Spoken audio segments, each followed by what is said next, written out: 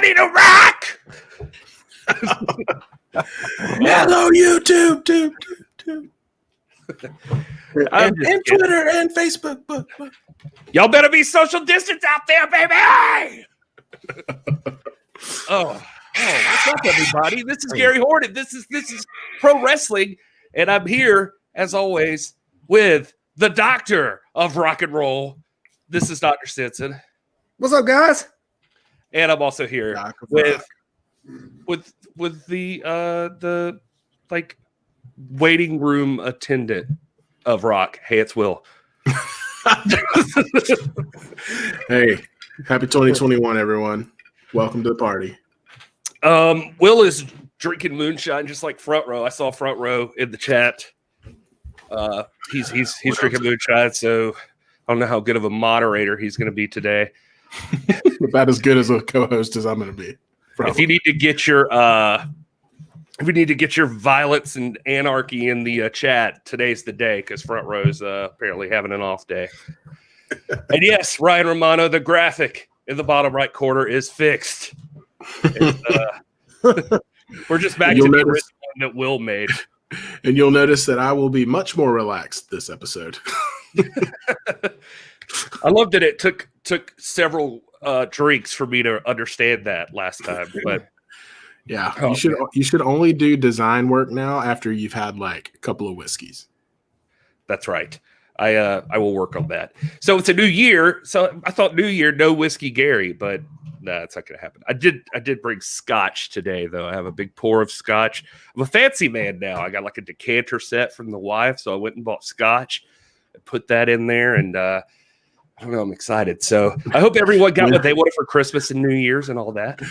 Wednesday, he's going to have a big bathrobe on. That's going to be his new. And then a cigar. Hey, everyone. Bonjour, you beautiful people. It's real classy. Oh man, it's good to see you boys. I've missed you. It's felt like I don't know why it felt like the distance was so far between last show and this show, but I don't know. I think it's because like right around I think last show was the last time I talked to other people besides my wife, if I'm not mistaken. So like physically like saw other people and spoke to them, because even on New Year's we just sat at home and hung out with the dogs. You didn't enjoy interacting with Carson Daly on the TV? Man, did I say something about that? Because yeah, you trashed. I was going to say I was drinking during the time, but it was my God, that every show I switched to on New Year was cringeworthy. It was all terrible. Gary, this is what it's like being old. I think you've officially just fully crossed over into where I have been mentally for a while, and that's just being the old guy. And nothing pop culture makes sense to us anymore. That's why we created our own show where we can make sense to ourselves. We can be cringeworthy right here, exactly. Talking about professional wrestling, which is stuff at least, even if we're going to be cringe about it, we can still be talking about something we care about. So that's the difference. And semi-understand. Right, exactly. So it's good to see all of you here. I'm going to give a shout out to Dave Scooby there in the chat. Dr. Red is here. Ryan Romano's here. Neil Benedict, Jedi Warrior. Paladin's back. We got Front Row. We got Brian Rosa. We got Jason Fit. It's a fight, I believe. I think I got it right that one time. And other people. I'm sorry if I missed anybody. I can only see the most recent chat. But anyway, thank you all for being here. We're just going to be talking about wrestling, the latest wrestling news and rumors and all of that stuff. And if you got something, it's a loosey-goosey show.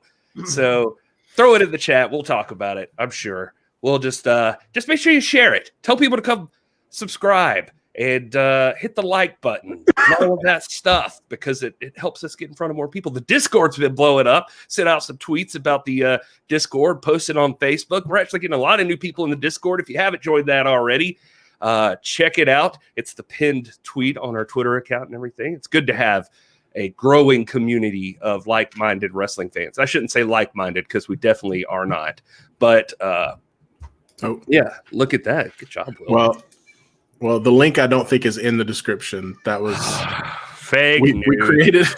we created duplicate streams tonight. Gary and I, at the exact same moment, decided to create to schedule the stream for tonight. So we were sitting here at 8 o'clock in two different streams and waiting on each other. And so if it's not in Gary, man, we were like, gosh, man. Yeah, hope he's all right. How's the little guy doing? If it's not in the description, check our Twitter. There you go.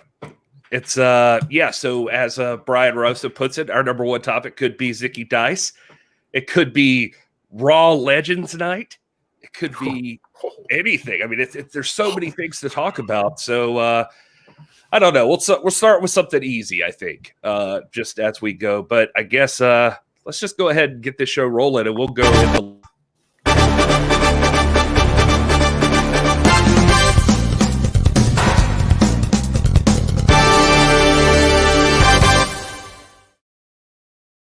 Nothing about any of this goes smoothly. I just need to be used to that. Well, big shout out, first of all, to Brian Rosa, who lost 7 pounds the first week of working out. Congratulations, Brian. And I mean that honestly. You've been inspiring on the account. The wife and I are starting a big diet thing tomorrow. Just watching the food and all of that because I don't know, man. It's just the holidays were not nicer to me than well, I say the holidays, let's be honest. The pandemic in general, the 2020 in general was not been nice to me. Let's be real. The tail end, going from the holidays of 2019 until now. Yeah. Turns out all I wanted to do was, if all I have to do is sit around and eat, then that's all I'm going to do. And here we are. If we need a scapegoat, pandemic, holidays, you bastards. Yeah. So anyway, I was getting my physical with Dr. Rob the other day, and he told me I was going to have to drop some lbs, and so I'm going to be working on that. Anyway, is everybody else? Does your doctor always, like, every single time do you get a prostate exam? Because I don't feel like you're supposed to do that like every month. But well, I know I'm going there. I'm like, no, doc, hold on. I want the guy with the big hand. I'm getting my money's worth. I'm getting my money's worth. So I want him.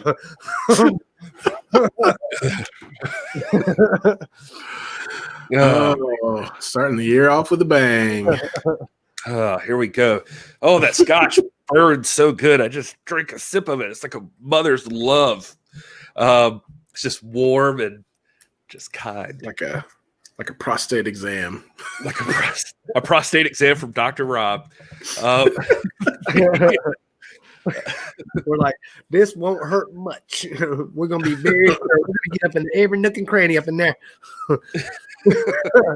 Oh man. All right. Well, one thing I can tell you, one person, we mentioned Zicky Dice, but before we get to Zicky, it's worth noting that somebody does have a job, and that is Sami Callihan, the Draw. He did announce on January 1st that he would have been a free agent, but he just re-signed with Impact Wrestling 2 years for big money.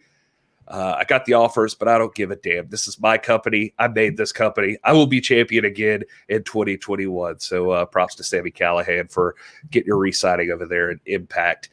I'm just getting familiar with Sami myself. I'm not super familiar with him. I saw him on Impact a couple of times he's come out and has been speaking, but maybe you guys know him a little bit better. No. I mean, good for him. I've definitely heard the name. I saw a little bit of him. I think it was a documentary, it was I believe he was on the show. There was a show on Vice TV or the Vice channel, Vice Network, whatever it's called, about pro wrestling, which is really good. If you guys ever have a chance to go check, it was a few years back, but they cover like Evolve Wrestling and the Indies. Yeah. And it was a really good episode, and he was a pretty active part of that episode. So that's kind of the extent of my exposure to Sami Callihan. That was a good series too, and they covered, I think, like Darby Allin before he was, Havoc. Danhausen, maybe not him so much, but but Callihan was one of the featured guys for sure. Austin Theory was a prominent figure in that time and Evolve. So Vice does some good stuff, man. They put some good. They of course are the ones that do Dark Side of the Ring. So it's they do a good job. They treat the business with a lot of respect too. Mm-hmm. Yeah, I know he's been around the indies a lot. Mad Dog 27 NY saying that in the chat. He's like Ricochet, Rich Swab, Brodie Lee, all those guys that had traveled those circles. So it's good to see him getting a chance. And I know he's buddies with Moxley, I think, too, right? And like people I feel like talking about that could be one of the cool parts of a crossover is seeing those two interact. But well, and it is good. I mean, we are. We don't have anything against Impact. It's just the one that, but I think between the three of us, we haven't gotten into as much as things like Ring of Honor and some of the other non-NWA products that are available.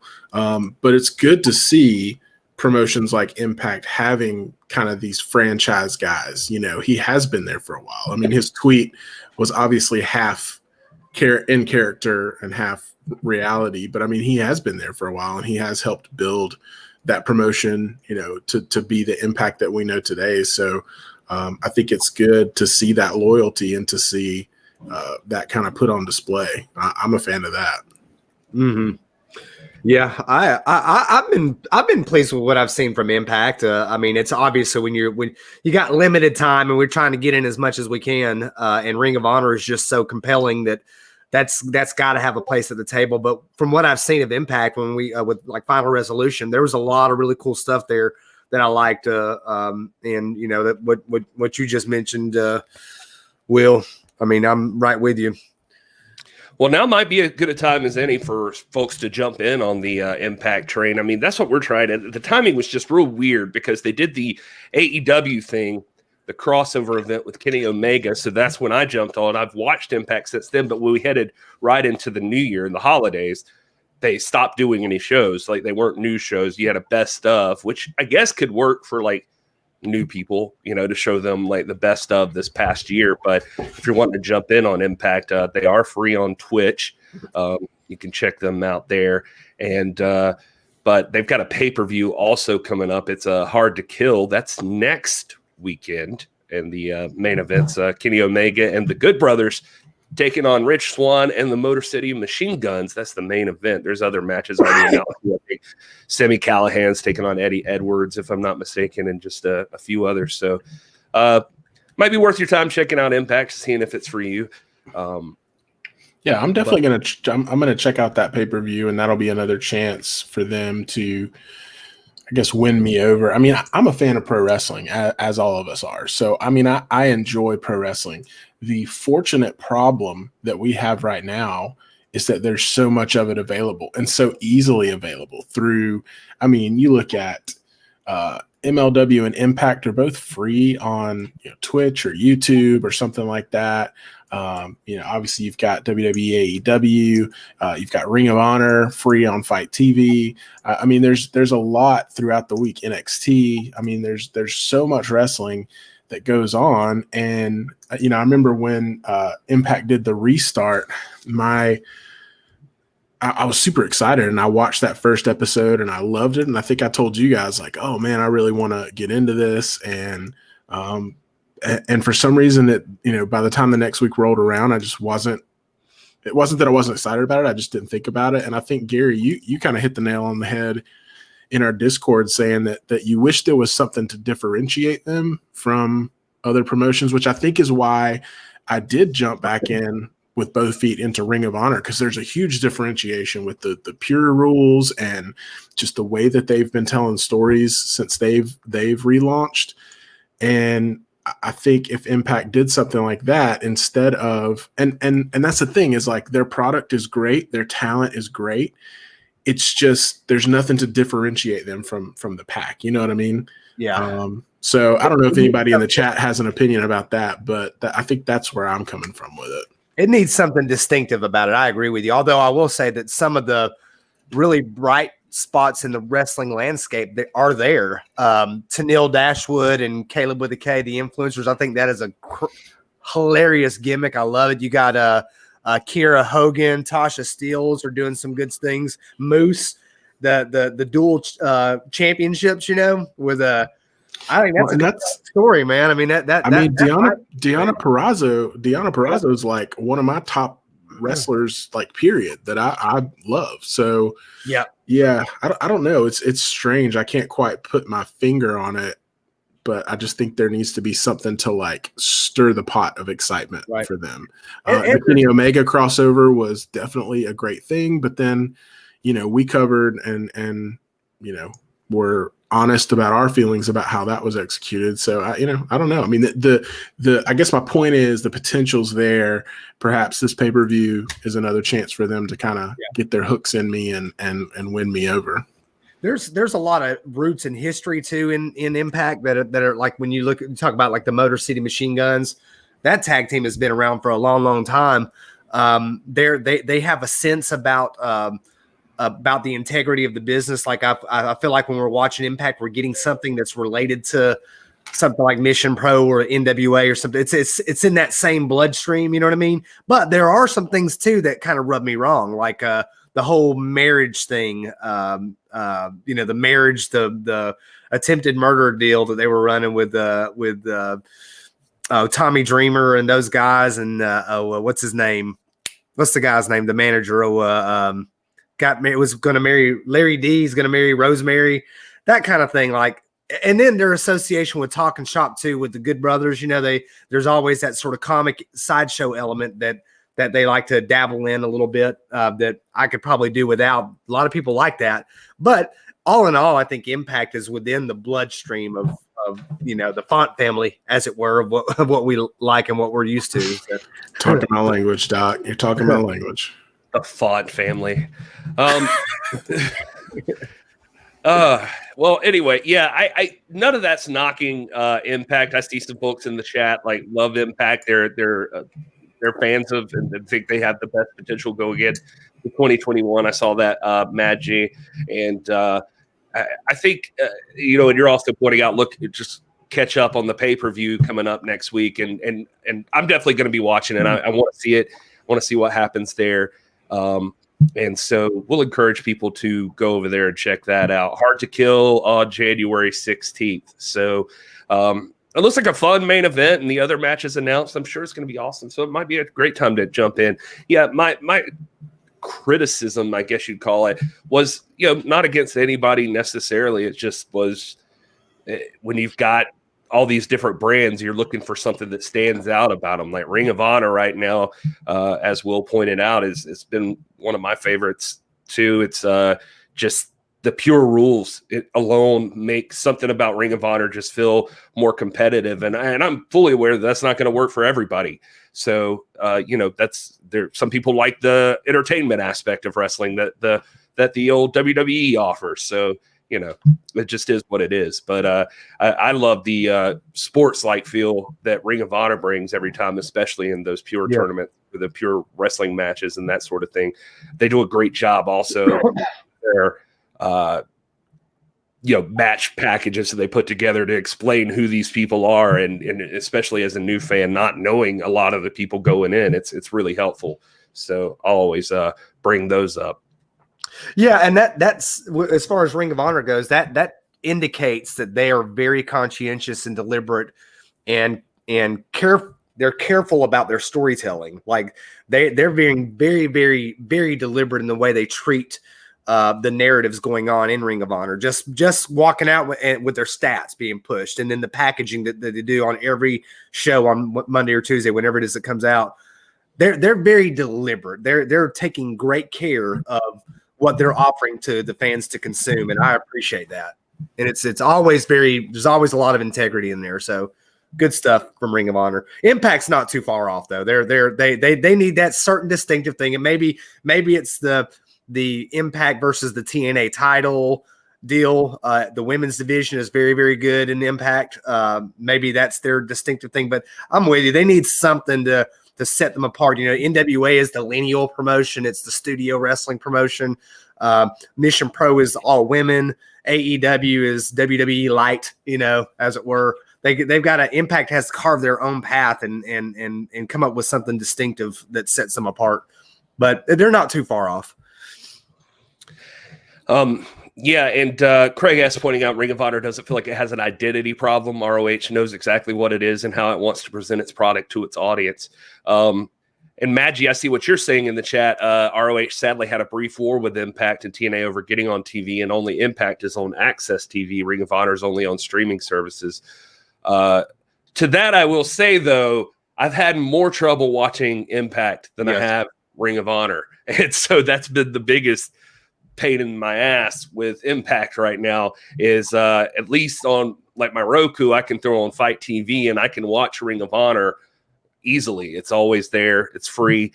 And with Impact, like there's no Twitch app on my Roku. Like the only way I've been able to watch Impact is I finally brought my Xbox One back up here and hooked it up so I could watch the Twitch channel there, or I've watched it on my computer.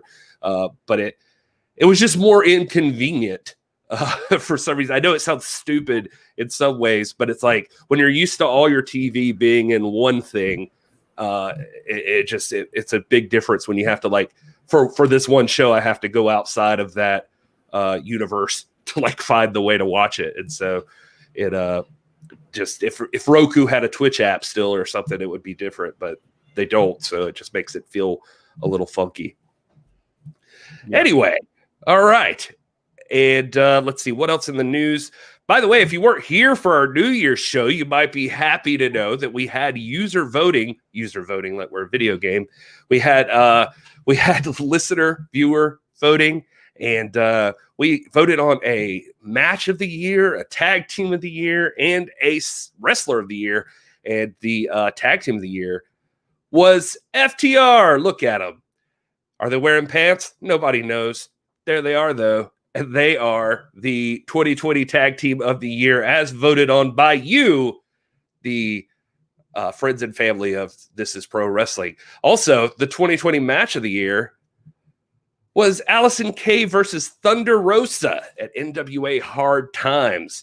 And I can't even believe that was this year. That's what's nuts. It feels like that was forever ago, but there it is. 2020 Match of the Year. We definitely have an audience. We kept saying that over and over again. Some people are going to go to some NXT match. Finn Balor versus Kyle O'Reilly. Dragunov versus Walter.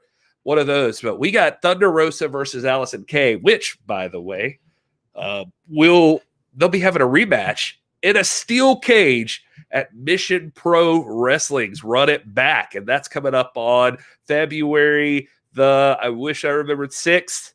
Is that right, Rob? You're muted, Rob. February 6th. Yeah, there we go. Saturday this time. No, all the other shows have been on Friday nights. This is a Saturday night, so that's got to be different. Oh, Willie Bowen voted for the Bodegan as tag team of the year, and maybe this year that'll be different. Willie Bowen. By the way, Papa Esco's birthday was yesterday, so happy birthday to Papa Esco. Papo Esco, excuse me. And if you were wondering who you people would have voted on for the wrestler of the year, I keep almost saying superstar, and I just I don't like that term so much. It feels very WWE-esque. But anyway, the wrestler of the year, and I'm going to show this, and I've heard through the grapevine she hates this picture, but we're going to throw it up anyway for a brief moment. Don't tell her, Brian. The 2020 Wrestler of the Year was Thunder Rosa. And, so there she is. Lovely Thunder Rosa. Just busted ass. The hustler. Like the hardest working wrestler in the business right now is Thunder Rosa. And well-deserved. And you all agreed. You've all voted. And we got plenty of votes. And it was pretty solidly Thunder Rosa. The next closest person was John Moxley, and it wasn't that close. So congratulations, Thunder Rosa. Don't forget to vote for her for PWI Inspirational Wrestler of the Year. She's one of the nominees in the magazine, and although you can really write in anyone you want to, she's one that, if you read the fine print, her name is mentioned as one of the leading, presumptive candidates, and it'd be so awesome to see her get that award because I think she deserves it. There's some other worthy names in there. Shad Gaspard's in there, and I think he'll probably get a lot of love just with the tragedy associated with him this year and everything. And the way he died, saving his son and that very touching story. But Thunder Rosa is the most inspirational wrestler in the world, and what she does, her service mentality, and her living what she says. I mean, she is an activist. She's charitable. She devotes all of her time to either the business or to giving to others. Her and Brian, I know I'm not saying it because Brian's in here. I tell him to his face, and I do when I see him. He's not just blowing smoke up both his butt cheeks.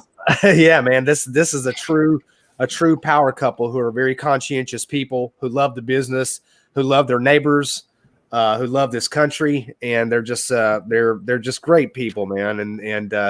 And for the hustle, for what she does for the community, for what she does to elevate women's wrestling and to elevate other women, bringing them to AEW with her, she is an inspiration. And just don't ask me, ask Ron Romano. Ron Romano will tell you that she is, just her being and what she does is an inspiration to him every day. He drives strength from her example to move on and about the drudgery of life that we all have to face. And we all need to band together, I think, as a community and show out and support her and get this woman voted Inspirational Wrestler of the Year for PWI. I think that'd be a huge tribute. I think 2021 is going to be the year that Thunder Rosa really starts we've been lucky. You should be grateful for the time that we've had in 2020 with Thunder Rosa. I think everybody should her flying right under the radar this whole time, up until the last half of the year where she started to blip on the radars of people. They're seeing her. They're knowing. Like people know now who she is. And her name's going to become more and more prominent too. I predict in 2021, by the end of this year, she's going to be possibly the biggest superstar, one of the biggest superstars in wrestling in general. So be grateful for the time you've had spending with her, where she was accessible, because pretty soon she'll be riding around in limos and just not have time for autographs and all of that stuff, right? Yeah, I don't see her becoming out of touch with her fans like that. But yeah, she'll definitely be a household name. Yeah, she's always gonna be male from the block. Male from the block. There you go. No, Brian Rosa will be the one riding around in the limo. Yeah, he'll be like, "Who are you guys? The bearded who? Never heard of you." Oh, you're those guys that talk about WWE. Yeah, no, don't have time for that. All right. Well, another thing I wanted to mention is if we mentioned Ring of Honor, just to get this out of the way. I thought this was cool. If you go over to their YouTube channel, it's just youtube.com/Ring of Honor. They have a whole video about the getting inside the bubble at Ring of Honor, just how locked down they kept everything. Like you had to be in quarantine for like 2 weeks to even get in the bubble, and then you don't leave the bubble. There's like just a strict process, and everybody gets tested every day. And this whole thing features folks like Mike Bennett and let's see, I think I can't remember who else was on the video, but just a bunch of people are on there, and it's pretty cool. Just the tapings they did in Maryland, I believe, and just kind of fun to watch that stuff from Ring of Honor. Another thing I'll mention here really quickly is coming up. I think it's this next week. It's on January 5th. A new documentary is being released called "I'm Too Old for This Guitar Tea." And it's a heavy metal fairy tale. And it's a movie about a band called Siren. The synopsis of the movie just basically says, back in 1983, Tampa, Florida, Siren was set to take over the world of heavy metal, but when a string of bad luck, shady business deals, and inner politics led to the band's demise, the 5 members gave up their dreams of being rock stars and embraced their realities of life in the real world. However, unbeknownst to them, over the ensuing decades, Siren amassed a sizable fan base overseas. 30 years after the breakup, a massive fan tracked the members down online and offered them a slot in the Keep It True Festival, one of Germany's biggest annual heavy metal gatherings. After much soul searching and reconciliation, the 5 members of Siren put aside their animosity, reunite the band, and embrace their last chance to make their rock and roll dreams come true. And this, of course, was produced and led by Chris Jericho. So that's why it's relevant to this show right now. But very cool, I thought. It sounds like a fun documentary. And it's going to show up on January. Well, actually, you can get it right now, today, last day only. You can get it right now on iTunes for $6.99, and then it goes on regular sale on January the 5th for $12.99. So it's available for you to watch. I'm too old for this guitar tee. Guitar tee. Yeah, that's it. Yes. Oh, and on the music front, you can also check out Bad Bunny's new music video called Booker T, and it features Booker T. Surprise, surprise. Unless you speak Spanish, you will not know most of the words. It is a Spanish music video.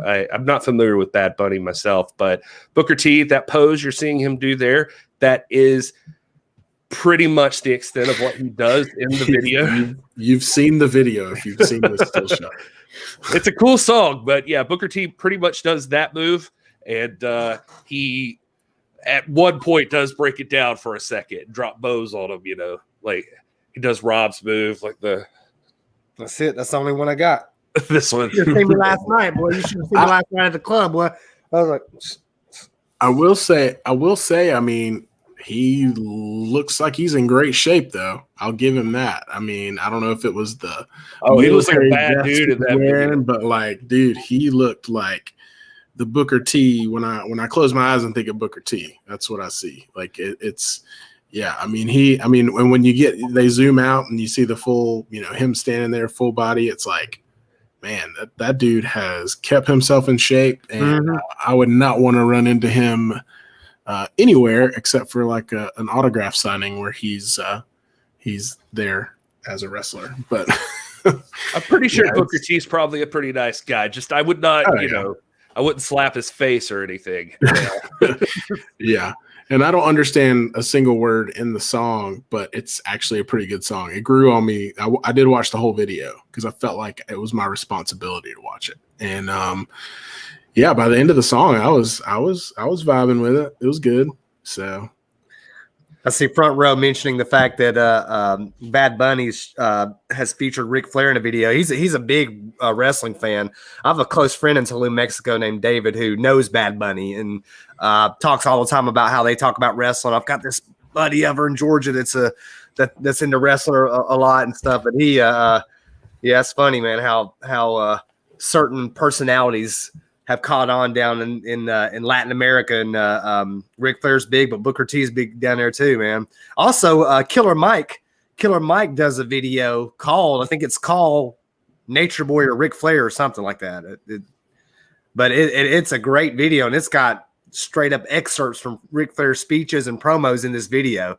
But I think it's called Ric Flair by Killer Mike. Yeah. The WWF Superstars also did a song called Pile Driver. I think that was the name of it. That was a great one. If you guys missed out on that, Pile Driver.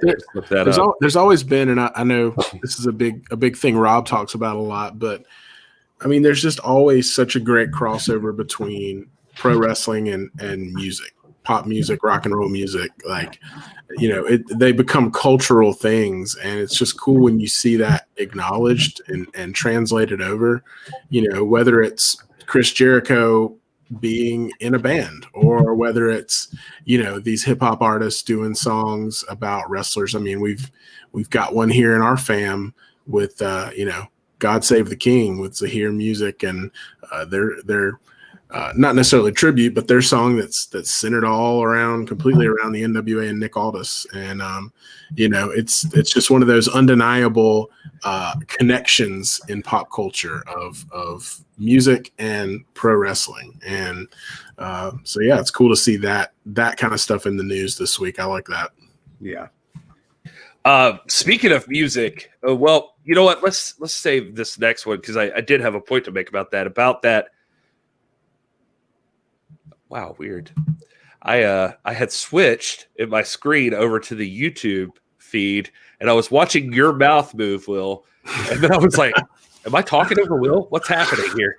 And anyway, one day we'll be professionals. No, you just messed me. My heart stopped for a minute again. If I do this, if I shush you like this, it's a big deal. You just touch my lips. Hey, Gary. Shh. We just want to give a quick shout out to. Wait, where'd I go? The American Kaiju, Lindsay Snow, has suffered an injury, and I just wanted to make sure that before we go any further, we do want to mention her. Our thoughts are with her. She's getting imaging done. Rob, I think you said this week, right? Yeah, she wanted to do it immediately, but with the new year, it's hard to find a place to be able to do it. And so I think her expectation is to do it this week. I'm not sure how serious it is, but she's talking about, hey, this may be. She doesn't know what her future holds right now. It's a legit injury, and I just breaks my heart because I think she is one of the freaking baddest chicks in the world, man. I think she's awesome, a great talent. I think she is the perfect foil to Thunder Rosa. Just she's all. I'm a big Lindsay Snow fan. I always have been, and she would be a big loss if she weren't able to continue doing what she loves to do. But I'm hopeful and optimistic, and I expect that we'll hear some news sometime this week about the condition of her knee. Yeah, I'm hoping the same thing. Hopefully, this is just a minor setback for her. Because she has so much potential to be one of the best in the business as well. And so we're big fans of the American Kaiju here on the show. And I know a lot of you folks are too. So hopefully speedy recovery, as Front Row said in the chat. Back to the music thing, I did want to mention, because this is the perfect time, a perfect segue into this subject. This past week on AEW Dark, or not AEW Dark, AEW Dynamite, there was the tribute show to John Huber. Mr. Brodie Lee unfortunately passed away, as I'm sure that everybody knows by now, with the lung issues that he suffered from. And God, what a fantastic show. And I just wanted to get you guys' thoughts on the show in general. And the way I was going to segue into that, though, is I don't know how much we've ever talked about this or how much people out there know this, but one of my favorite music artists in the world for years now has been Tom Waits. I love Tom Waits so much.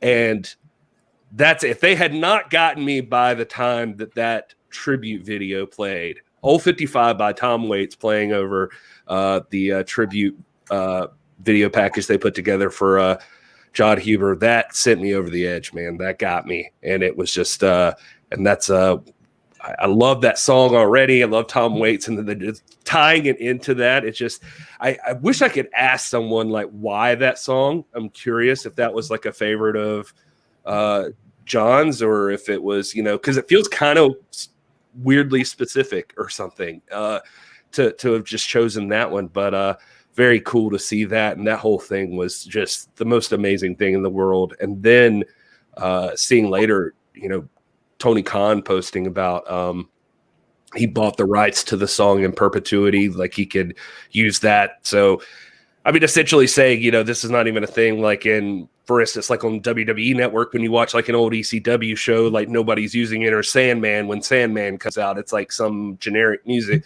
He's saying that tribute video, no matter what they do with it, can have that song attached to it. It was very important. So he bought the rights for it. And it's just, I don't know, man. I love that whole thing, but just curious, how'd you guys feel about? Will, I'll throw to you first. Just that tribute show, and like what stood out to you, man. Well, apologize in advance if my thoughts are a little scattered. The show for me was perfect, top to bottom. I mean, there's not a criticism. Just reacting to it. I mean, and I could be wrong. I don't remember a time that I literally shed tears over a wrestler. And I mean, when the tragedy happened with Owen Hart, I think I was just too young to really have that emotional maturity to know what was happening. This one, though, hit me really hard in the feels because of the focus on his sons. And as a dad with two sons, I mean, dude, I mean, when it first started, that 10-bell salute, that was hard to get through for me. I mean, I was seeing his boys and his wife standing there in front and center. That was tough. And I mean, we ended our show, and I pulled it up on my phone and I watched the beginning. And by the time I walked out into the living room with my wife and my boys, I was already in tears. Like, I was having to explain to them, like, yeah, this is what's going on. It's really emotional. And, but I mean, just, the key thing for me as a dad, this is how I know that it was the best thing they could have possibly done, is because as a dad, all you want is your kids to be happy, right? And for them to know that the best way to pay tribute to John Huber was to center a show around his kid and what his kid likes and the talent that his kid likes, like, there's nothing on this earth that you could do more for a father than that. And so, yeah, they talked about him personally and paid tribute and things like that. But the emphasis on, his son and his favorite guys in the locker room and his involvement in the show. I mean, I did get a little worried for Rob's sake when MJF started to, he pulled the mask off of Brodie Lee Jr., but, Jr. got the last laugh with that kendo shot to the head, and that was just perfect, man. I mean, that made his night to be involved in that, and that kind of stuff for me is everything. And so there was multiple times that I shed tears throughout that show. I mean, kicking it off with Colt Cabana coming out, eyes red, and obvious that he was holding, like, just seeing all these guys that we, respect in the business and that we know. I mean, the promos from Moxley right at the beginning of the show, that was a tearjerker. Eddie Kingston's quick but incredibly heartfelt promo throughout at a different part in the show, just all that stuff culminating. And I mean, the fact that they were able to take it and still make a wrestling show out of it that was good says a lot about AEW. So again, I don't have anything but high praise for that show and the fact that they did it and how they executed it, all the way to the end with his son putting his boots in the ring. Man, I was balling, man. By the time that tribute video that you're referencing, Gary, hit, I was already like completely boo-hooing. So that was just the icing on the cake. But man, what a fitting thing to do for AEW. Lots of respect from me for how they did that. I was trying to suck it up and be manly man, Will. So I was like trying to fight back against it. Listen, like Eddie broke me for a second. Then I was like, nope.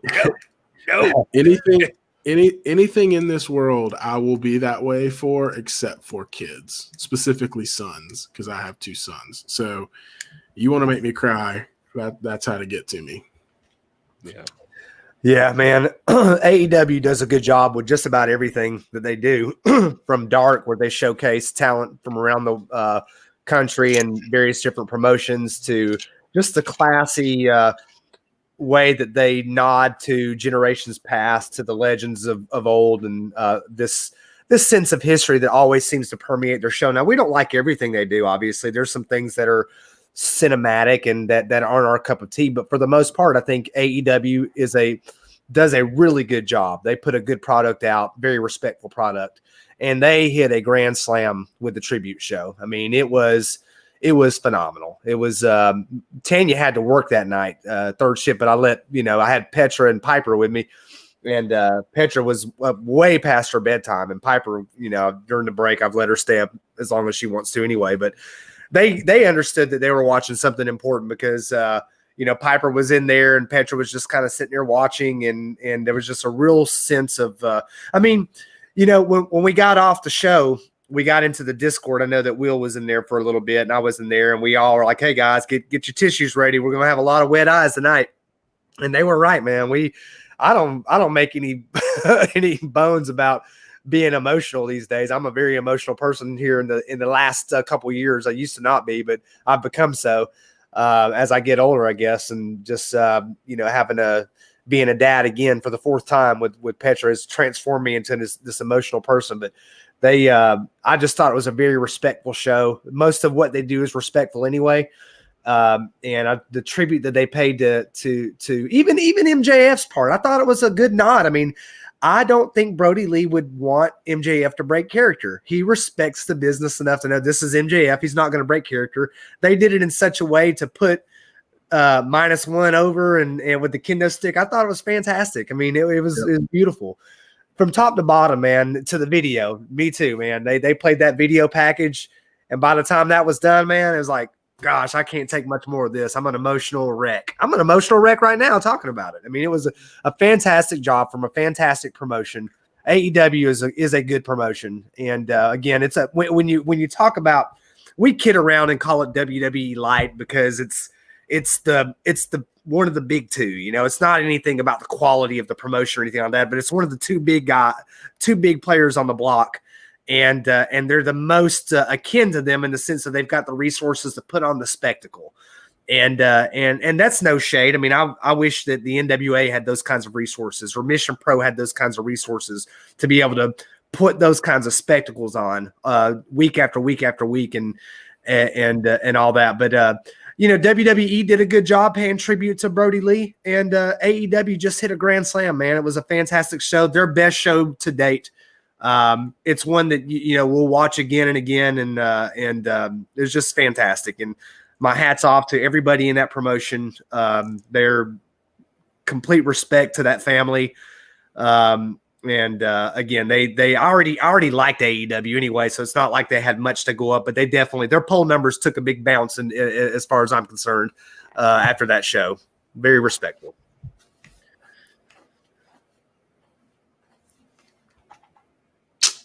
There's the weekly Gary's muted and talking. Sorry.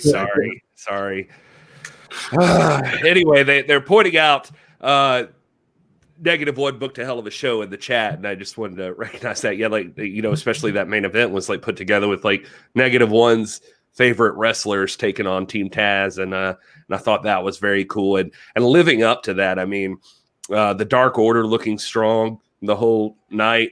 I don't even know how that group ever goes heel again, or at least for a long time. I feel like that's a babyface group now. It just it almost has to be. But I also what was the other thing? Oh, I wanted to mention WWE even laying off. There were things they could have dinged on. There were Jericho slipping up and naming Luke Harper at one point, and I think that's a technical no because you could get sued, or calling Eric Redbeard Eric Rowan, and that kind of thing. And nobody's saying anything, and so I don't think so. I don't think any WWE executives are going to want to touch any of that. This is a time for the community as a whole to show some solidarity and just rally around this family and this great talent that we lost. Because Brodie would have been, man, he would have been a world champion. He would have been. He was. He came in. We reviewed his debut on this show. We talked about how he had been underused and all that, and that he was going to be a mega star, and he already was a mega star. But this guy had, it's like Jim Cornette was talking about it. I don't know if this was coming up later in the show tonight, but Jim Cornette on his, he had been critical of Brodie Lee in the past. And he's like, knowing what he worked with and knowing the condition, I retract everything I've ever said about him. Something like this is unprecedented. Yeah, we've lost big names in the past, but they're usually due to accidents or substances or suicide or something like that. This is the first time that I can think of where we lost a guy. He was there and he was on the show and he was headlining, and then he's gone. That just doesn't happen. And I mean, when Will and I were first catching wind of this, and Gary, I don't think you even realized yet, part of me was thinking like it's a hoax. There's no way this is true. It's a hoax. I mean, let me Google Brodie Lee hoax right now. And then there it was on the AEW website. It was just terrible. But yeah, I mean, nobody's touching this. Nobody's going to sue anybody for saying Luke Harper or Eric Redbeard. I mean, this is a time for the wrestling world to celebrate this great warrior, this great talent. And AEW did a fantastic job. They do a great job with most everything they do, and they hit a home run on this one for sure. Yeah, apparently you mentioned the Bludgeon Brothers are saying in the chat too. So Jericho just he didn't give a damn. He was just dropping names. I guess he was like, let's see. But I guess it probably not even that. He probably just was like, this is not the time to even have to think about that. Yeah, and, this is and yeah, I mean, it just. The whole thing, just a beautiful testament to him. And another, I haven't, again, we shouldn't hear anything negative, but I haven't heard anything negative about, Britt Baker posting a video of -1 getting the pin on Adam Cole in the back there. And so Adam Cole was around. And so interpromotional. Yeah, exactly. So I thought all of that was cool too. I will say, Gary, that we did do the final Carney Land Patreon talent call. That's being discontinued as the NWA ventures out into 2021 and we carve a new path and hopefully get back to NWA power and all that kind of stuff. The final town hall meeting was with Nick Aldis, which is very fitting. He has been he and Thunder Rosa, between the two of them, they've been the mainstays of the promotion carrying it through. But we got to be in that chat, and there was 6 or 7 of us in there. And we got to ask the champ about, that was my question to him, was like, can you reflect on Brodie Lee at all? And the champ was saying that he didn't really know him personally very well. He'd interact, wrestling is a small community, so they all bump into each other at some point. But the champ just had nothing but respect, nothing but good things to say about his reputation and about his manner backstage and the respect that he had for the business and for those he worked with, and how kind a person he was, that even though he didn't interact with him personally very often, he knew of him as a family man and as a good and decent person. And he just had a very glowing tribute to say about Brodie Lee in our Patreon. Everybody that you can think of, every person out there, like we've said it multiple times here, I haven't seen one person yet say anything critical about Brodie Lee. Not that it's the time to do that or that it's like premature. People are genuinely just coming out and saying, look, man, here's my story. Let me tell you where he set aside time for me. Let me tell you what he did for me. Let me tell you how he called me, how he was the first one to hold my daughter. I mean, just a great guy. Yeah. That you mentioned it, but Eric Redbeard, Eric Rowan showing up, that was definitely another moment that I lost it, man. I mean, you could just see those guys have spent a ton of time together in NXT, WWE, with the Wyatt family and the Bludgeon Brothers, and the sign that he had made and brought, man, that just that was real, man. That's when wrestling gets real. And them allowing him to do that, or not allowing him, but I'm sure they invited him to do that, just knowing his connection there. And I haven't heard anything about that being any kind of long-term contract or anything more than just a one-off thing, but we'll see. I mean, Eric Redbeard, as far as we know, is not signed anywhere. He did appear on UWN Primetime Live, so that could be a thing for him. With to obviously nobody's going to step in and fill Brodie Lee's shoes, right? But could be an opportunity for him to at least get an opportunity, and so that was really cool.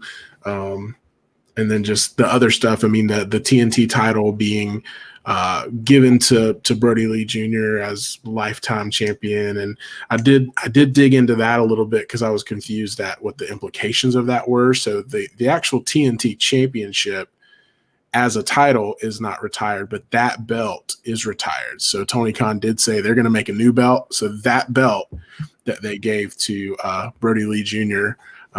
That's the last time we'll see that belt.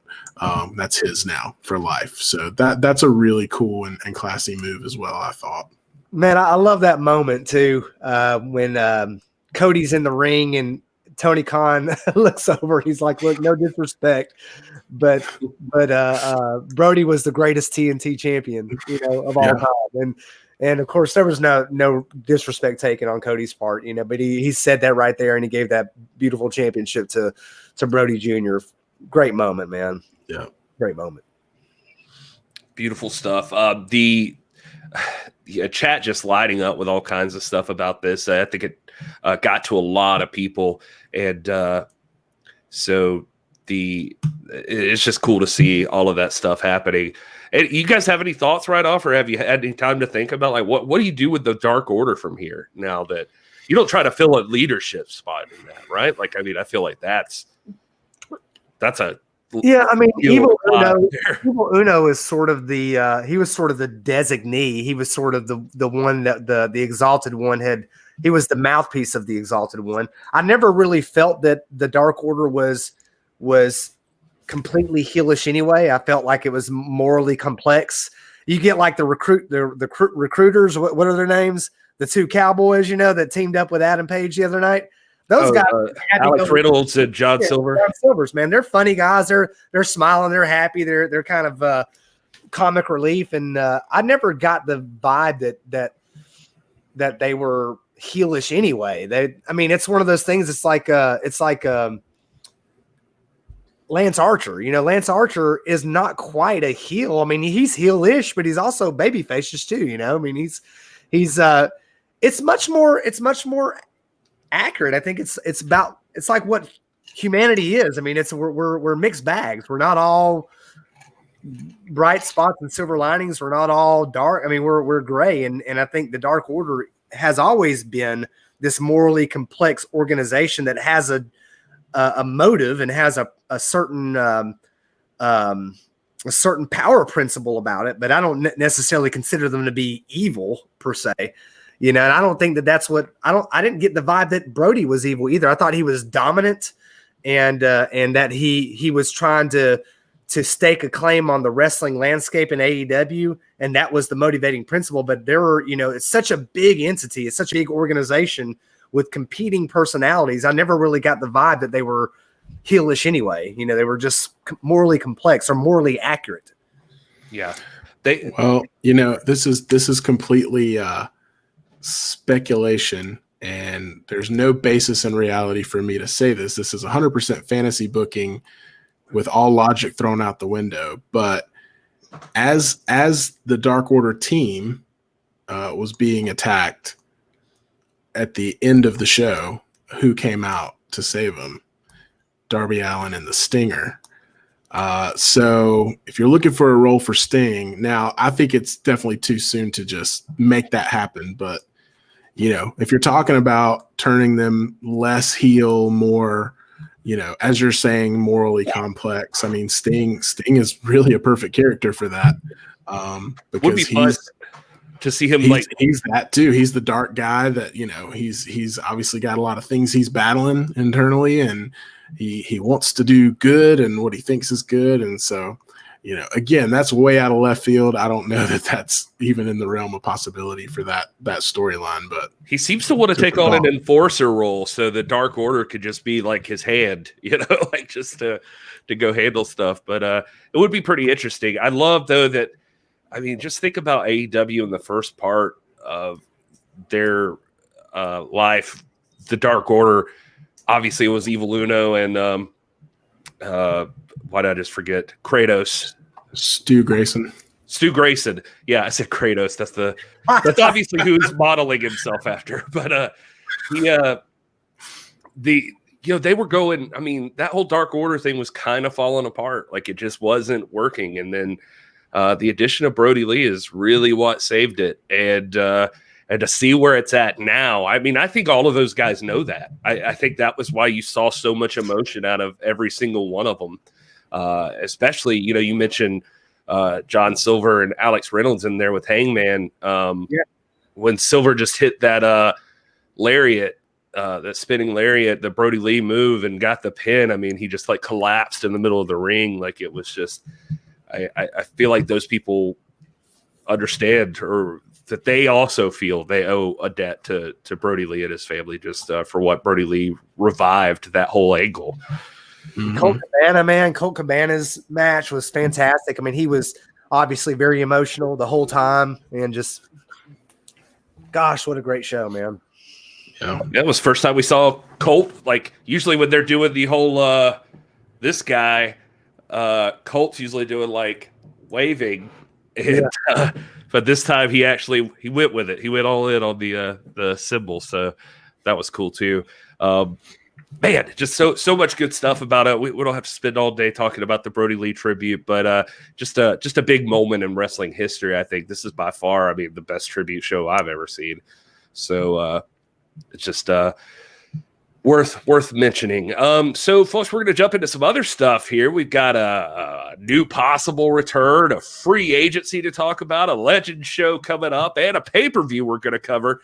All of that stuff coming up for more, but just also want to remind everybody, if you're watching and you're not in the chat, you can join us and participate in the chat and throw your thoughts in there. And also make sure to subscribe. It's youtube.com/TIPW show. That TIPW stands for This Is Pro Wrestling.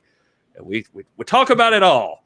You may have seen us before as This Is the NWA, and we still talk a lot about the NWA, and we'll continue to. But now it also allows us to open up and talk about things like this Brodie Lee tribute show. So, Ryan Romano, shout out to you, brother. Thanks for hanging out with us. As always, I see you out there.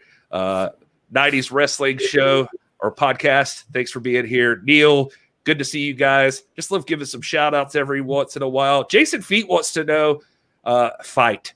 Sorry, Jason. I'll get it right. Rob, why is the NWA dropping that Patreon? I mean, and there's they talked about potential of starting it back up too. I think part of it is that really that Patreon wasn't generating a whole lot of money anyway. It was sort of like being a stockholder, I guess. There were 15 of us in the city council, and then there were some lower tier Patreons. And again, I don't know this. I don't have insider information, but I think they were so committed to doing things for the Patreon members, providing talent calls. They sent us gifts every month. They did something for us all the time that at this point, it probably wasn't cost efficient to continue doing it. You know, if you think if there are 15 town hall members at $50 a piece, what's that? How much money is that? That's a calculator question, dog. Yeah. $7 million. So $7 million. That's just my guess. But every month we're getting multiple talent calls from a talent. They're sending out us gifts. You know, we get discounts, things like that. It's probably just it's a business move. I mean, but I forgot that I'm on a computer, and literally one of the things it should be able to do is a calculator. And so $750 is 15 times 50. So $750 is your major income stream coming in from Patreon. $750 a month. For that money, you know, you pay for Zicky Dice. You pay for Zicky. That's it. That's the contract. You know, Hey-o. You're getting. We did talent calls with Aaron Stevens, with multiple talent calls with Nick Aldis and Thunder Rosa, Camille, Tom Latimer, Tim Storm. You know, all these talents. You know, Sal Renaro. All these jokers came in every month faithfully. We had something to look forward to. Some of us were fortunate enough to get on multiple talent calls a week. You know, if you knew the right people, I guess. I don't know, but and then they were sending out. You know, we'd get exclusive T-shirts. They would send us when they get a new product, they'd send it to us first to kind of product sample it.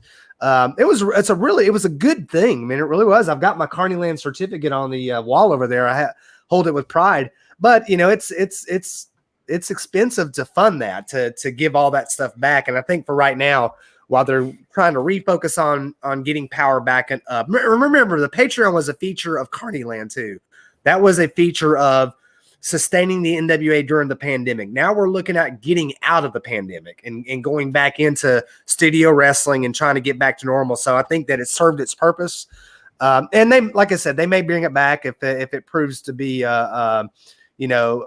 something that would be valuable to them in the future. Front Row was a member of it. It was awesome to be a part of, and it felt like you were, when you were on the town council, you felt like you had a voice in it. We were all voting on the mayor of Carneyland and this and that. We had a say, and we were getting kind of a little bit of some insight into things that were going on. But it's expensive to run, and they probably weren't making a lot of money off of it at the end of the day. And it was probably just the ends didn't justify the means on it. But I look at it as a good sign. I look at it the end of the Patreon as a sign that the NWA is about ready to get the show back in full flow and get back to what we're waiting for, which is Crockett Cup, Power, pay-per-views, touring champions, that kind of thing. So we'll see. Yeah, and if you're sitting there and you're just like, oh man, this sucks. Like, what am I going to do with this extra money every month now? You can head on over to nwafam.com and click support, and you can just funnel that right on over to us. We won't be mad at all. You can be a one-time gifter or a monthly supporter, or you can click on shop and check out our new merch. We got some more that's going to be coming out in the next couple of weeks. So shameless plug there, since we're talking about money. Hey, we will gladly use your money to the best of our ability.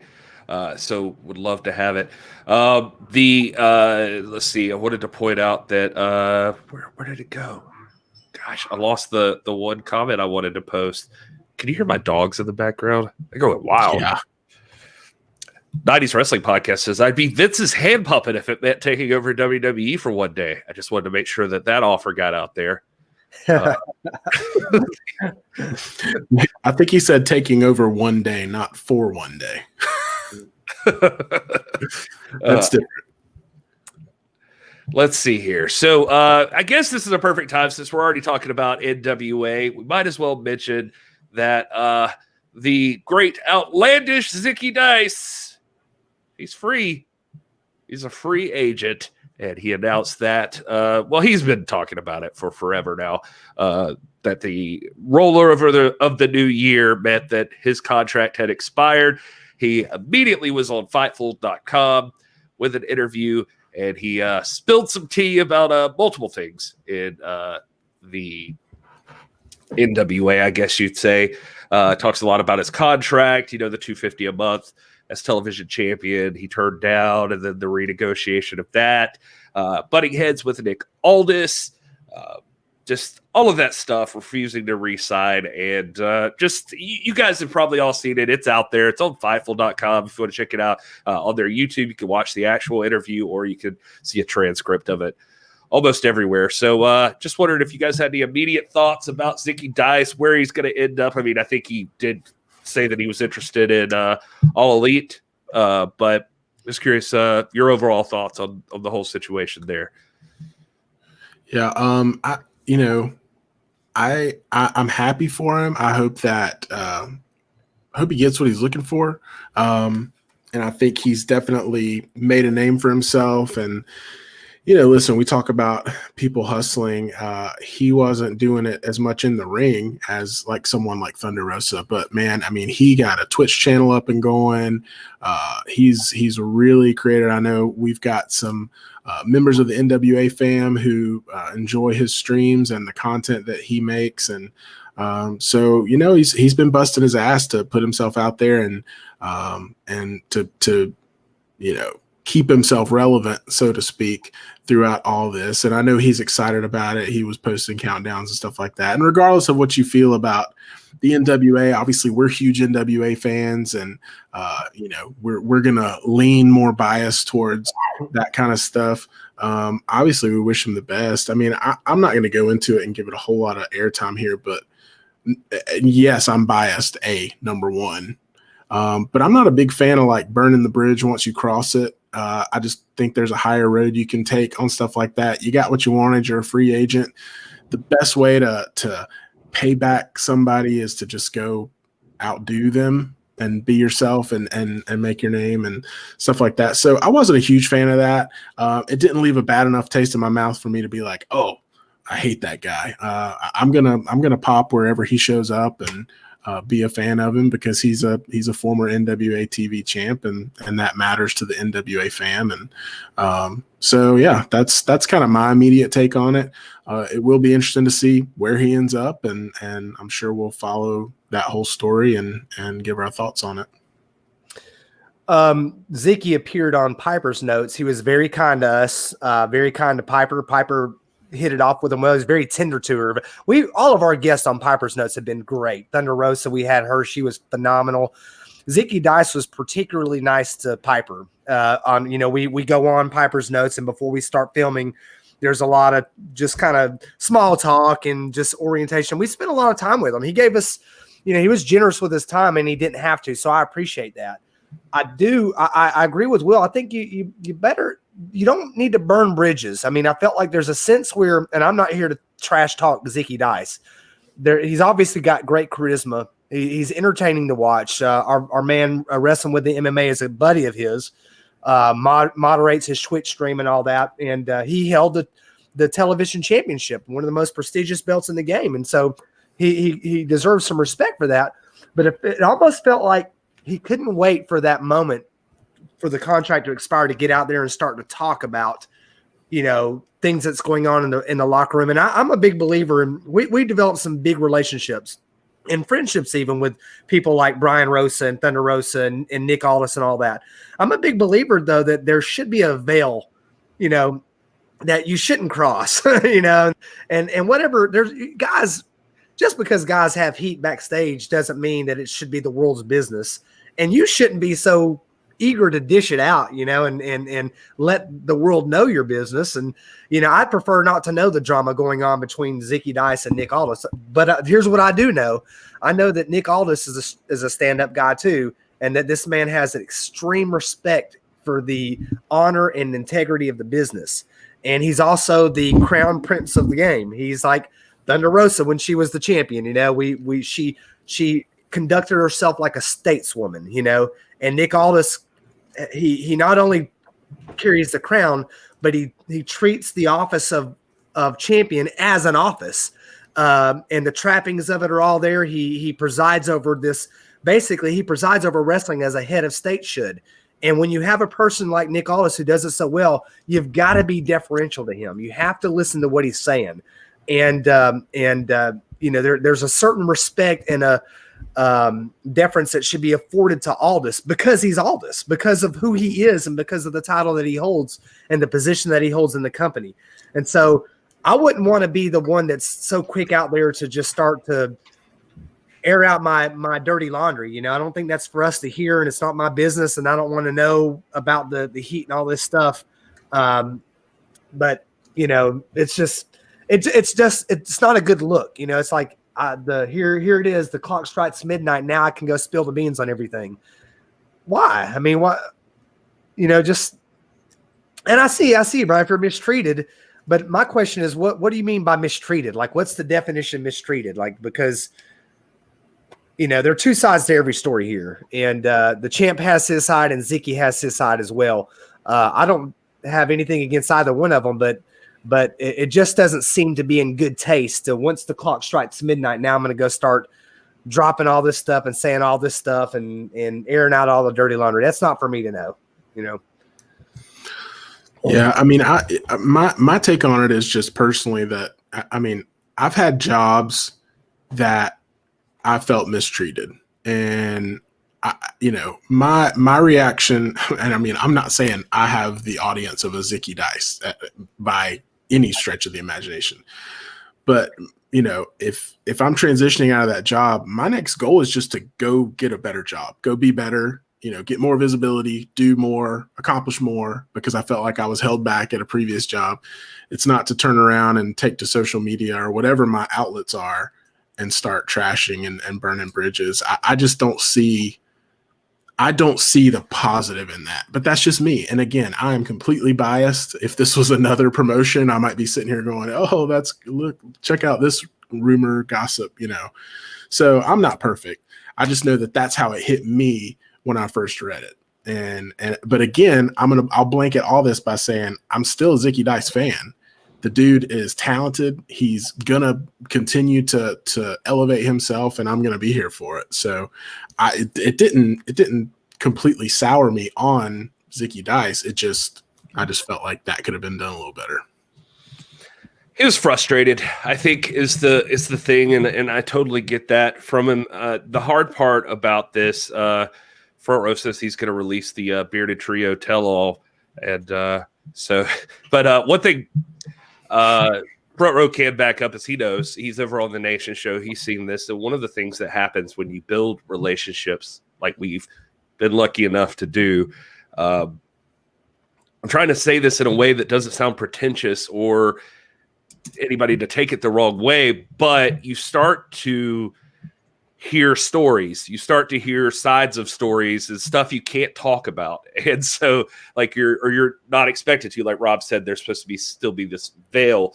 And obviously there's people eager to get the stuff out, the stuff that you see from Zicky Dice. And I don't know, it's nothing here is nothing. I don't feel like this is all stuff that he didn't talk about a few months ago when the contract part was up. Like when it was leaked by Fightful that his contract had ended. I don't know if people remember that, but I mean, we got in trouble because I like retweeted Fightful talking about it, and then it was like, no, his contract's not up, blah, blah, blah. Fightful had posted that, and a lot of this stuff was coming out then. So I don't feel like this is all huge news or anything like that.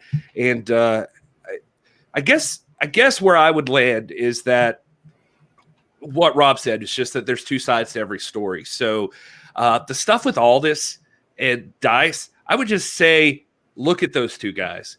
I mean, look at the way they carry themselves and the way they wrestle in the ring. Does it seem like those two guys would be like the best of friends? Like they would get along? Yeah. Because like is any of this stuff a surprise? Like, I don't feel like it is. And that's not me speaking out of school saying we knew anything. I'm just saying, like, look at the two people you're talking about. And I would totally believe those guys butt heads. It seems like they should butt heads. Their personalities are distinctly different people. And I don't think would butt. And I don't think them butting heads should be an indictment on either one of them for their talent or their marketability or their career trajectory. That's definitely not oil. It's just oil and water, man. And one of them is going to go continue to be oil, and the other is going to go continue to be water, and they're both going to prosper doing it. So my only beef was just that it really did seem like the clock struck midnight. And hey, let me tell you the gossip. And yeah, that's just not my favorite. It's not a good look, man. It's not a good look, and I don't see. There have been a lot of people whose contracts have come up, and in any backstage, I'm telling you, man. I've been backstage before in wrestling promotions. We have one right here down the road that's run by the Nature Boy Paul Lee. He's a big name. He's in Talking Shop Mania. Everybody comes through there. There's heat backstage almost at every show and promotion. But on you, yeah, on me. It's always on Rob. When looking for the common denominator. When the contract expired on Ricky Starks, when it expired on here, you don't see these guys just waiting for the clock to strike and then here, let me tell you all the stuff. It's just not a good look. I mean, it seems spiteful. It seems a little snarky, and it seems almost again. I have nothing but goodwill towards Zicky Dice. Okay, he's been kind to me, but it seems a bit like what my students would do at school. It seems a little bit teenage and juvenile to react that way. If it didn't go well, if you butted heads, okay, you butted heads. Good people can butt heads and still be good people. Professional people can butt heads and still be professional. It's not for us to go out there and then just spill the beans and start to kind of, now you're doing the undermining. You're saying that all this sabotaged you. Now you're sabotaging the NWA. Just for what? Like what are you getting out of it? What how is this benefiting anybody to go out there and start spreading, airing the dirty laundry? Every promotion has dirty laundry, I promise you. Except for maybe Mission Pro. Mission Pro doesn't. They're those people are saints. But everybody else has got dirty laundry, I promise you. Look, dude, the thing I would think immediately for me is like if you come out as a guy who's going to talk trash, like immediately after you exit a promotion, what does that look like to other promotions? Yeah. You know, like that they're, you know, does that begin to make you seem like you could potentially be a problem, or that like this guy's going to be leaking stuff, this guy's going to talk trash the second he can, you know, that sort of thing. I would think it would be a bad look for that reason. Now, again, all of this to say, I just want to be very clear. Zicky Dice has been good to this show. So again, just like Thunder Rosa, just like Nick Aldis, Zicky Dice has been on here for interviews. He's done plenty of stuff. He's celebrated with us. He's shared things with us. So this is not trash talking Zicky Dice. I'm just saying this is our opinion of what he did. It's just more about like, how do you feel about the actions he chose? I'm not saying he's a piece of crap. I'm not saying he isn't worth getting signed by AEW. None of that. I hope he's successful. The guy deserves it. I told him just the other day, I was like, I really respect that you have you're headstrong about what you're doing and you're going for it. And I was like, I think that's cool. And you're investing in yourself and all of that. We had like a brief conversation, and I mentioned all that to him, and he was grateful for that. So again, this is, I'm not, I saw in here that Zicky can back up anything he's saying. I'm like, I'm not saying he can't back up what he's saying. I'm not sure that the Aldis stuff, that Aldis wouldn't back up what he's saying. Like Aldis would probably straight up tell you if it comes up, like, yeah, I did give him hell about shaking his hips too much, that sort of thing. So, I mean, because that's the kind of thing. I mean, the other thing it can do is it can backfire on you. Like a lot of places, I'm seeing this exact stuff come up in commentary and in comment sections and that sort of thing. And a lot of people are still siding with the other side of like, yeah, it's too much of a joke. Like, you got to remember, a lot of the NWA audience is more pro wrestling and less goofiness. And so a lot of people there are already like, yeah, well, maybe he's right. Maybe you shouldn't shake your hip so much before you do the finisher or whatever he said. Maybe you should take it more seriously.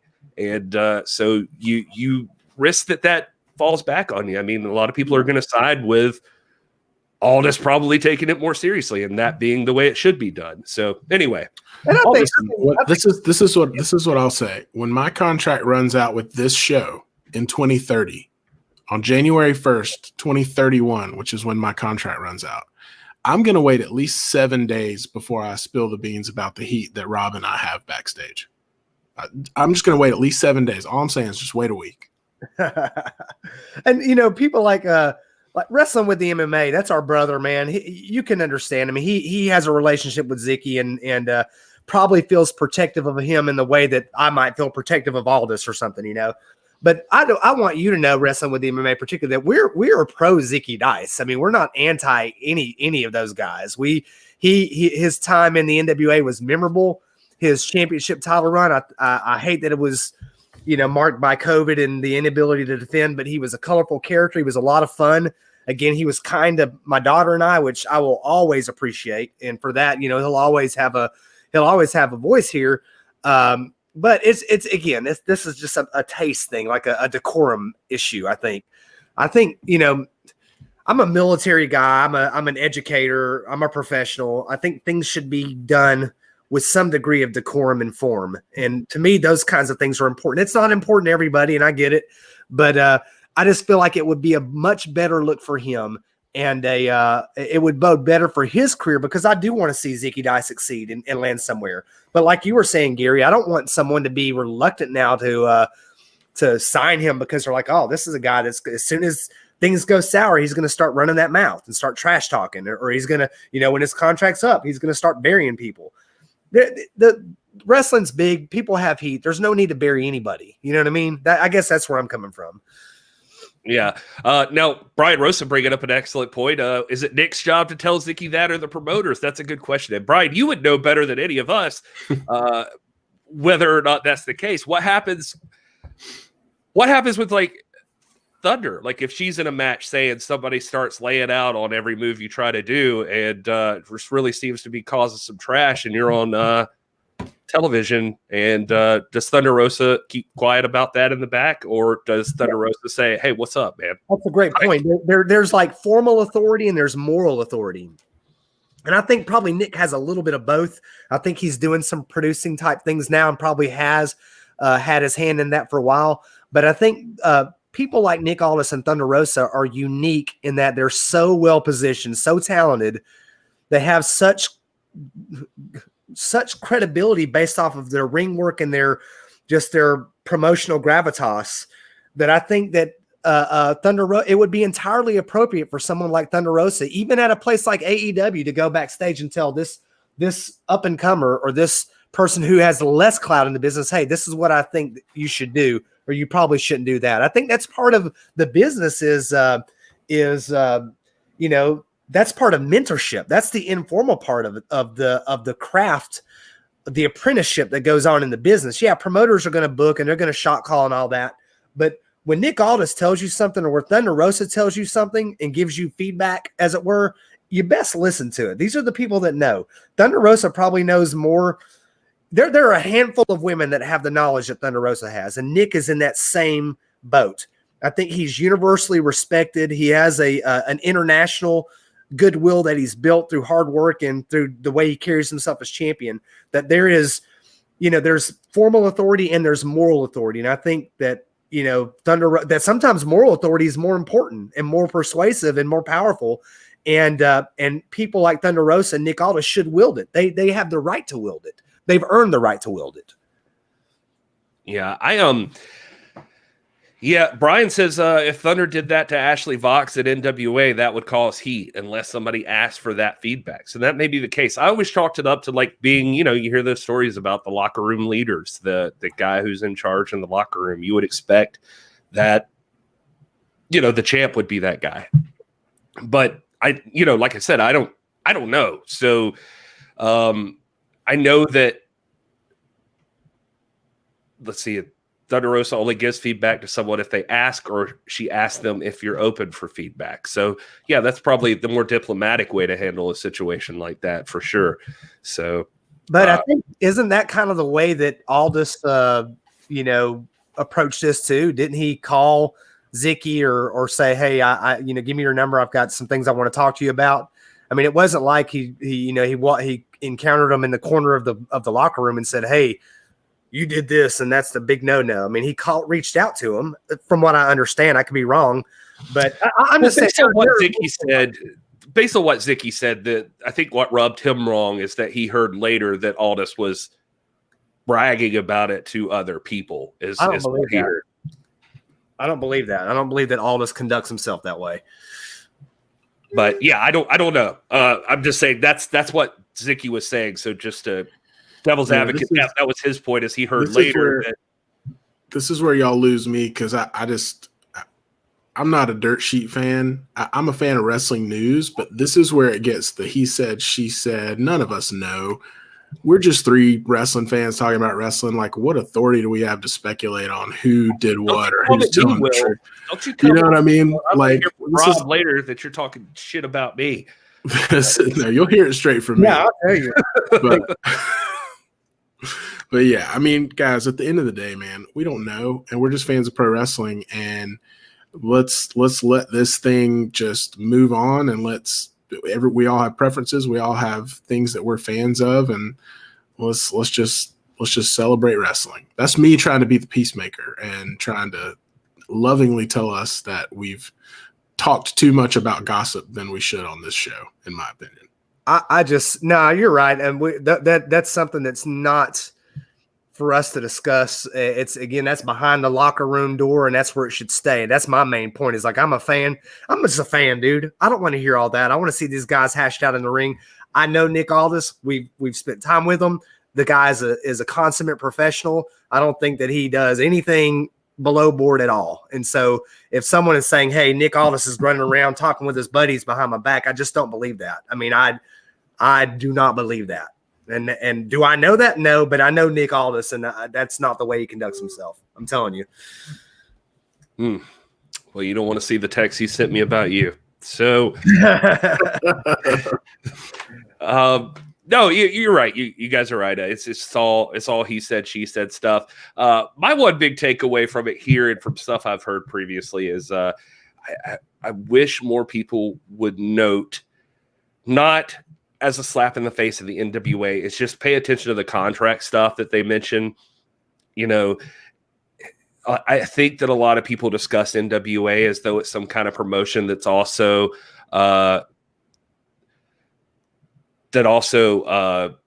is tossing out like 6-figure contracts left and right or something like that. And that is clearly not the case with the NWA. You have to keep them in mind right now as a smaller promotion. And so I just think that's contextually some good stuff to know, just as far as where the wrestlers' heads might be at, what they're thinking as far as money and that sort of thing. What Thunder Rosa might be thinking about, what a Zicky Dice was obviously thinking about, and what Ricky Starks was thinking about, or Eddie Kingston, or whoever, just if they've got a spot to move on, they obviously want to take advantage of that. So I guess we'll let that go for now, unless Zicky and Nick want to jump on, and we'll be happy to have them and let them hash it out here on the show. So the invitation's out there, guys.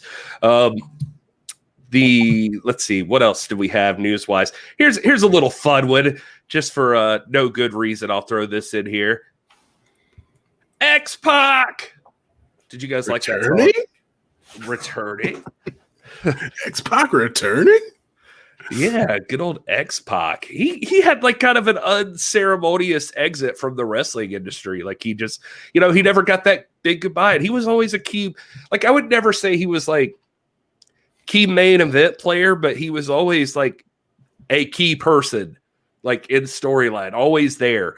And through a lot of big stuff in WCW and the WWE, going back to the NWO, obviously, a D-Generation X.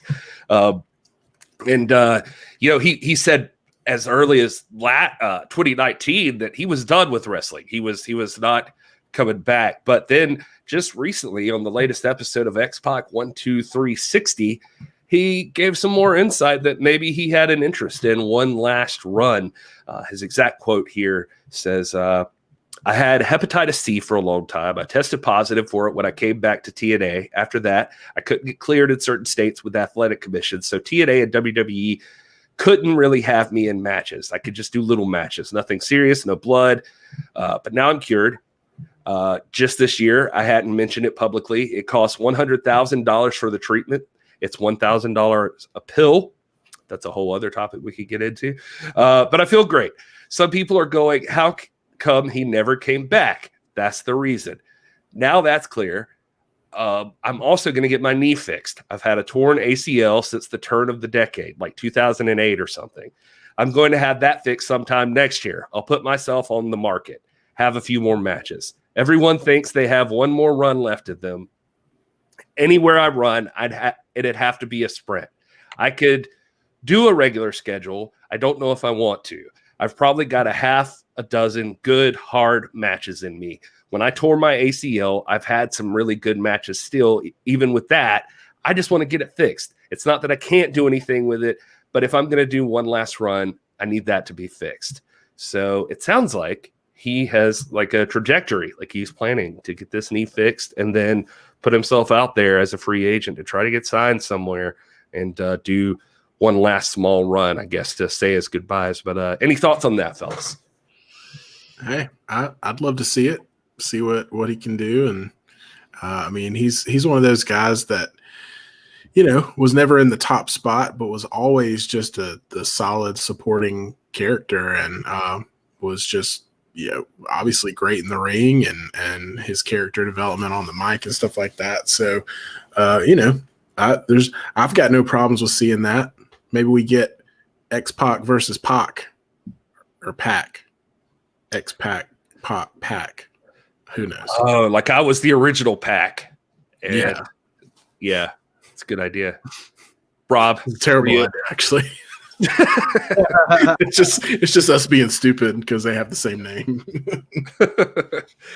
Rob, were you a big X-Pac fan? I mean, that's a no. Let's move on. All right. Well, we got that one out of the way. He's going to come back. That's fine, I suppose. I wasn't a huge Xbox fan, but did I say Xbox? Xbox. more of a PlayStation guy. I get you. All right. Well, since we're at 10 o'clock, I'm going to go ahead and throw this one in there because we want to get you guys who may not make it through the last hour of just chit chat and banter. We are going to be covering, if you're not aware already, this Wednesday is Kings of the Coliseum, or just Kings of Coliseum. They really should put a V there because I just inherently want to say that. But 7 p.m. A word that's easier to spell than Coliseum because I still don't know how to spell it. I'm looking at it. Oh, I know. It's such a pain. I think I've finally kind of learned it now, but I've tried to type it like 100 times before I finally got a handle on it. But 7 p.m. January 6th on YouTube, Fubo, Pluto, BN Sports, DAZN, and DAZN. God, why do I keep doing that? DAZN. Anyway, Kings of the Coliseum is going to be coming up. This is what you can expect. Look at that. Ooh, middleweight title fight. Byron Reed versus Leo Rush. You got Alex Hammerstone defending the national openweight title against Mads Kruger. You got the Von Erichs defending the tag team championship against the Dirty Blondes. And Simon Gotch versus Jordan Oliver in a grudge match. All of those matches are taking place at Kings of Coliseum. And we're going to be on the Roku channel. Look at that. That one has the Roku channel. Oh, dang, they added another one. How about that? Basically, if you own any piece of technology at all, you can watch this. That is true. They're freaking everywhere. Yeah, they are trying to put themselves in front of your freaking face. If you don't watch, if you don't watch, it's not because you can't. In other words, sorry, Scooby. Sorry, front row. If I could take a moment. Hammerstone! Anyway, so Hammerstone's going to be there. So, I'm in. And so we're going to be watching that show, I guess is what I'm trying to say. We're going to be doing our normal Wednesday show, but we're going to do a live watch and then a recap show for MLW Kings of Coliseum. So hope you guys are going to be tuning in. You can watch it with us. We can all hang out and watch it. Then we can talk about it a little bit afterwards. And I assume the guys are still down about that. We discussed it briefly, but here we are. So it's happening. I'm stuck with it because I just said it. But hopefully Rob and Will be there as well. And, I don't know, man. I don't know if I have any of those channels. Any of the 100 channels you can see MLW on. Man. But anyway. That's going to be a cool show. I'm excited about it. I'm excited to see the Von Erichs in a tornado tag team match. I'm glad they even established that. It's a tornado tag. Just going at it. This Mads Kruger, if you guys haven't seen him, he's a big old boy. He's going to be taking on Beef Castle, Alex Hammerstone. So that's going to be Meat Mountain. Can he climb Meat Mountain? And if for no other reason, just tune in to see how big these title belts are. That's my favorite thing about it. Is just watching, those tag title belts look like they're like big gold, like two big golds. What was the belt that Marquez was commenting on the other day? It was some Hawaiian belt. Oh, the girdle. Oh my gosh, man! It's like someone said, "Hey, they were like, to be fair, that guy's only 5 feet tall." I was like, That's what I put. I think I put to be either he's 3'9" or that is too much title. But yeah, that was a huge belt. Just and I was actually going to the comment section of that post when it popped up to be like, no. And I didn't even know who posted it yet. I just saw the picture and then I realized it was Marquez and he was also talking trash about it as well. And no, Rosville, he's the Beef Castle and Meat Mountain. Meat Mountain. Yeah, Milk Mountain is different. Yeah, Milk Mountain's another wrestler. Different mountain. Yeah. So, all right. So that's coming up. So you guys join us for that. And if you haven't already, make sure you subscribe and you'll get alerted anytime we go live. So that's helpful. All right, I guess we have to do this, and this is going to be the part where we lose Brian Rosa. First of all, Rosville, Tom Lawler and the Daisy Dukes, stop it, Tom. No, don't stop it, Tom. I think it's great. I think it's funny. Gary wants them shorter. Well, I wouldn't say that. I'm just saying. Oh, okay, sorry, I didn't mean to infer. Yeah, and not unless he has used the promo code NWA Pod over at manscaped.com and has made sure we don't see any excess fur that we don't need to. I don't know, Will. I just like to see where you're going. Yeah, I never know. I just jump in and drive, and we'll get there when we get there. But yeah, manscaped.com, promo code NWA Pod gets you 20% off and free shipping. So yeah, you can take care of no nicks or cuts unless you're Rob Stinson. You can use premium tools for your family jewels. There we go. I was looking at Rob. He couldn't tell, but it's time to put over our new WeScaped program where you can actually rent my 2.0. All right, here I'll just take care of this for us. A little timeout. Okay. All right, Gary. What's next? Right. So no WeScaped Uber for Manscaped promo. Oh God. So anyway, yeah, that's all great. That's I don't know. I forgot what I was even going to talk about because Rob's got me worried. You're Googling it? Yeah. No, I was going to talk about this, the part where we lose a lot of viewers because we're going to have to discuss it. In case you weren't aware, tomorrow night is Raw Legends Night. Look at that, everybody.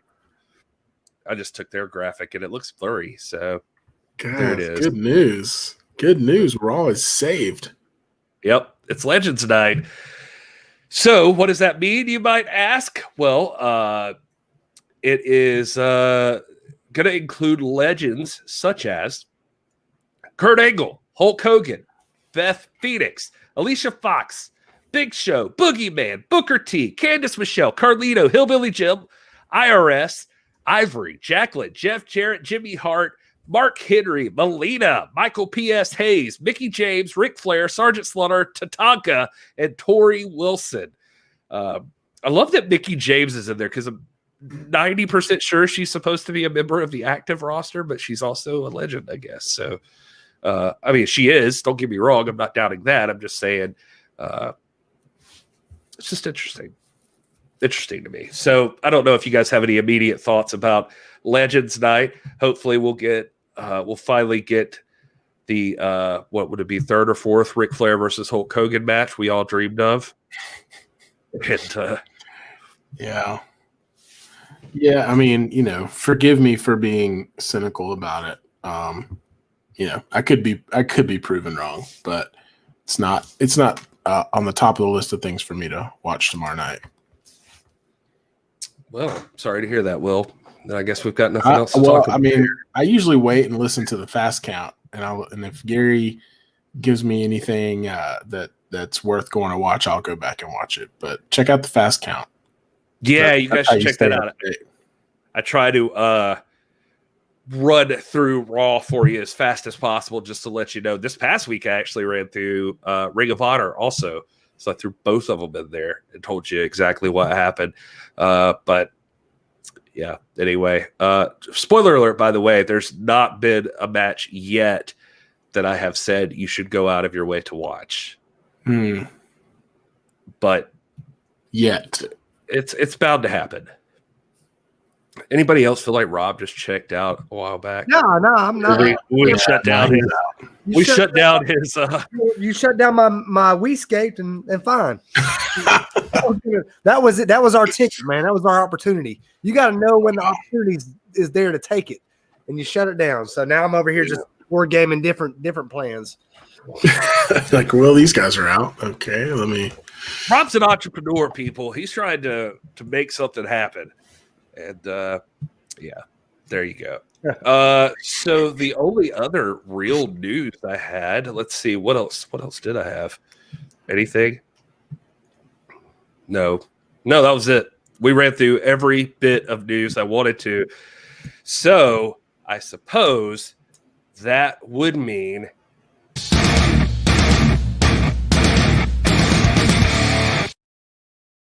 It's False Count Anywhere time. It's everybody in the Hell chat. yeah. It's whatever you guys want to talk about. So throw in your comments, throw in your topics. Let's get to talking about pro wrestling. Neil Benedict first, right off the bat. Good topic. Any of the Bearded Trio watching Wrestle Kingdom? Oh man, I wish. Yeah. What time is it at? 4 a.m. I actually get up around that time. I may watch it. I may watch part of it.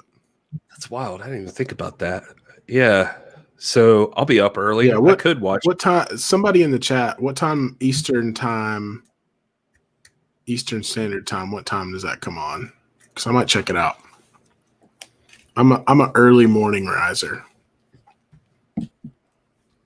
It says here. I just googled it.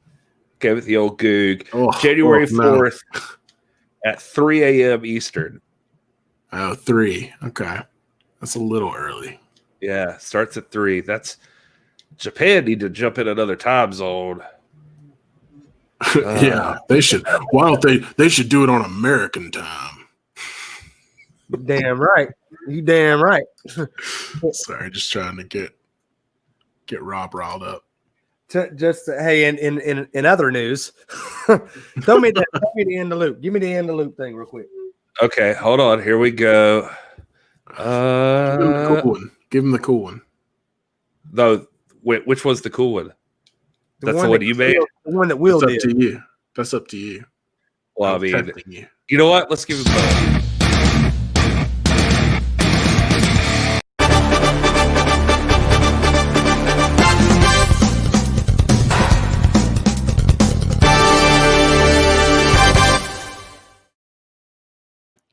Rob, keep us in the loop, baby.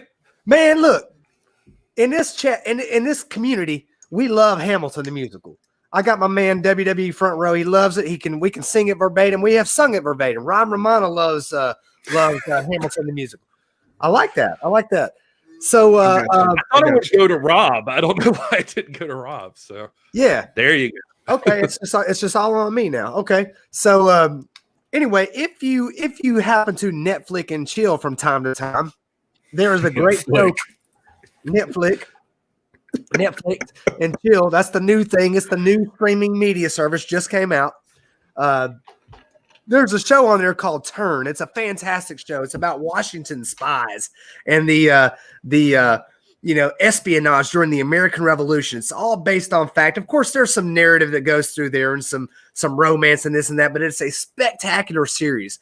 4 seasons, 10 episodes per season, about an hour per episode. It's quite an investment. It took me 2 weeks to watch the whole thing, but when I watched it, man, I loved it. Can you put us all on to 3 people again? Because I want to see y'all's faces and read. Just make this weird me out. There you go.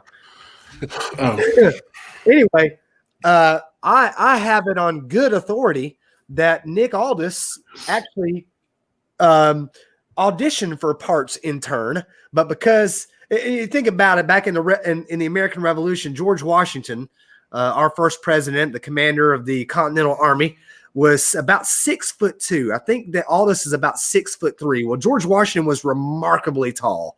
That's part and parcel of his, of his stature as a leader. That went a long way. John Adams has this very famous letter where he out of jealousy, because John Adams was a man of letters and he studied philosophy, and Washington was not that man.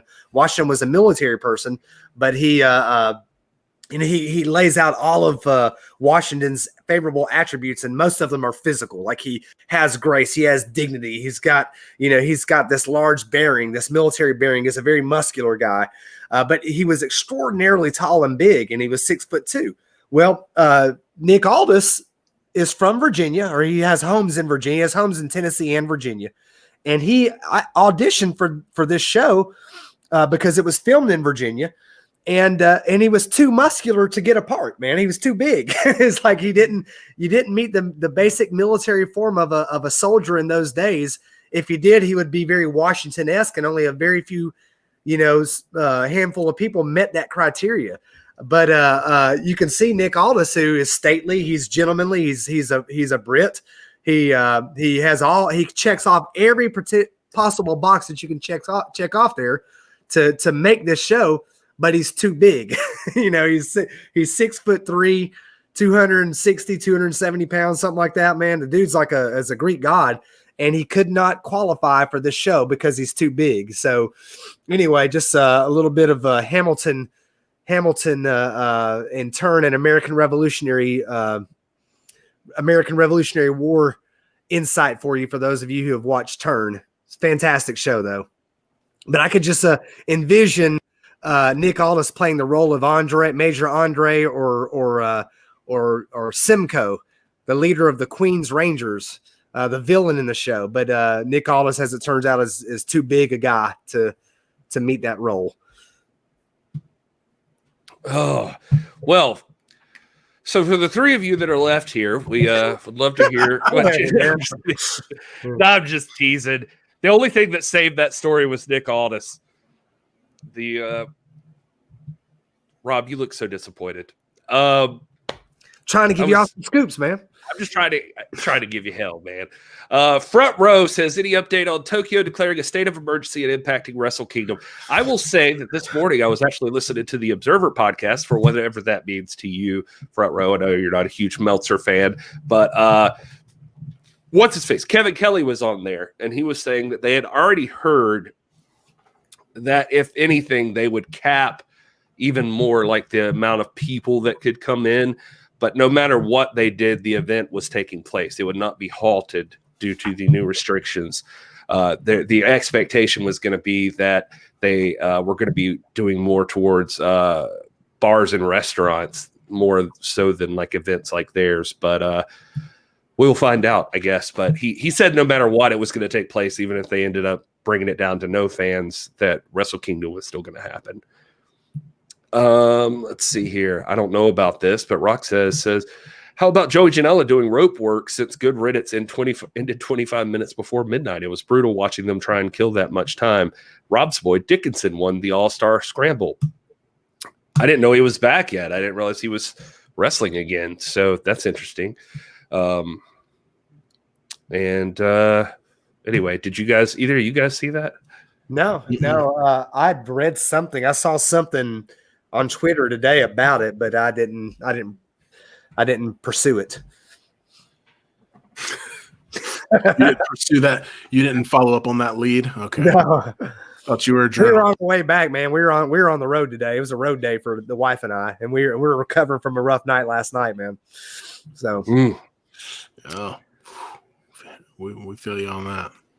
All right. What else do you guys want to talk about? We got a little time to kill here, and now that we're back out of the loop and we're in Falls Count Anywhere, we're looking for topics. Back out of the loop. That's what we should just call this. We should just call the Falls Count Anywhere out of the loop. Did you guys see the Run It Back promo Rob did for Rachel Rose versus Shaw Guerrero? You don't have the new one though. You have the old one. Well, the new version is much better. You guys keep calling it Run It Back, but I think it's called something else. Oh, Run It Back already happened. My bad. This is it's called Wishes Granted. Wishes Granted. Sorry. Run It Back. Well, you should have corrected us earlier, Will. Sorry. I don't want to be come across as a know-it-all. Too late. All right. Thanks, man. I know it all. Oh God, Rob, you got people in the chat room talking about Sweeney Todd stuff, and that's a good. Hey, Sweeney Todd's good, man. Sweeney Todd, Sweeney Todd was dope, boy. Yeah, watch it, Gary. Watch it. You just united Rob and I. Mm-hmm. I'm not sure if you posted this before the falling apart of the show, Mad G27NY, but thank you so much. You guys are doing a fantastic show. What Twitter do you post notifications on for the next show? That is at TIPW Show. At TIPW Show. That's actually everything. That's YouTube, that's Instagram, that's Twitter, that's all of it. So please follow us. Thanks for hanging out with us. You've offered a lot into the chat. We are grateful for people just being interactive in the chat and that sort of thing. It's very, very cool to have new people show up. And then this part of the show, obviously, as it winds down and it just becomes more of a chit chat with whatever people want to talk about.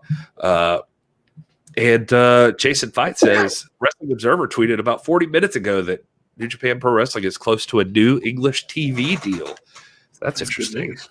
They need to do that. I really like New Japan, and you look at the people in the business that we really respect a lot. They all have an affinity for Japanese wrestling, and for a lot of American viewers, it's hard to digest because their programming is in Japanese. Unless you're watching like LA Dojo stuff, that kind of thing.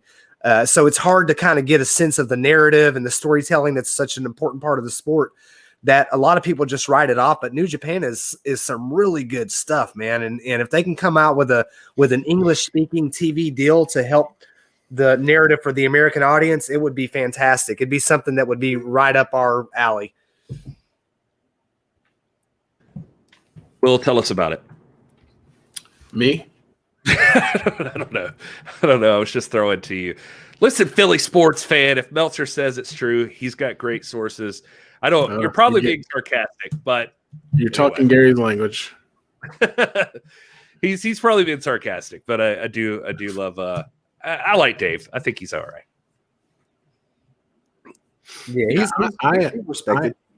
I am back to New Japan. I mean, we've talked about this a lot, but I want to watch as much New Japan as I can. There are just some barriers like that are there that, again, even going back to the Impact discussion we had at the beginning of the show, those barriers in that in the context of all the wrestling that I do have access to without any barriers, like Ring of Honor, AEW, NXT, some of those that I prefer to watch, NWA when it's running. It just, it takes a lot more effort. So I would love if some of those barriers were removed and we had more access to it. I think it would blow up in America, especially among our fan base, our fan group here, the NWA fan, because I mean, I do know that New Japan is very akin to what we love about wrestling, and that's good in-ring storytelling, very gripping and engaging wrestling matches, fights. That's what we like. So that's one of the reasons why, every year when Wrestle Kingdom rolls around, I do kind of get excited and I tell myself, I'm going to subscribe to New Japan World and I'm going to start keeping up with it. But it just seems like there's always something to stand in the way of that. So I'm open to it. And I think a new English TV deal would be definitely a step in the right direction for them as a business.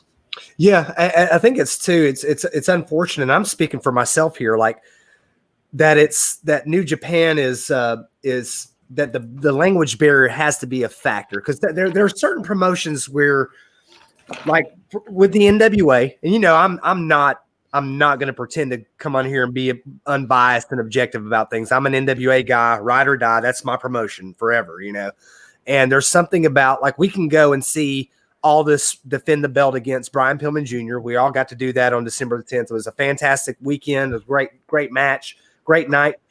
But in that circumstance, like, just the gravity of that belt being defended is a narrative enough. With something that we might be unfamiliar with in this audience, it's we need to be able to communicate, and there has to be something driving the story along. And I think that's one of those things where I think an English TV deal would only benefit New Japan, because there is a huge American audience that would eat this up. Yeah, we're going to sit and watch a 20 to 30 minute match. We can do that. Most people won't do that if there's not some sort of a narrative and some sort of storytelling behind it to carry the story along and to add some meaning and context to the matches. So I think this would be fantastic. They deserve it. They're a legit promotion. And, I wish, we talk about those promotions that have world championship status. Obviously, in my book, the NWA is the main one. But, you got the WWE brands, AEW, and New Japan has a legitimate claim at it. But I think that being able to convey what they're doing in English is only going to be helpful, and I think it's a positive move. I can't wait to see it.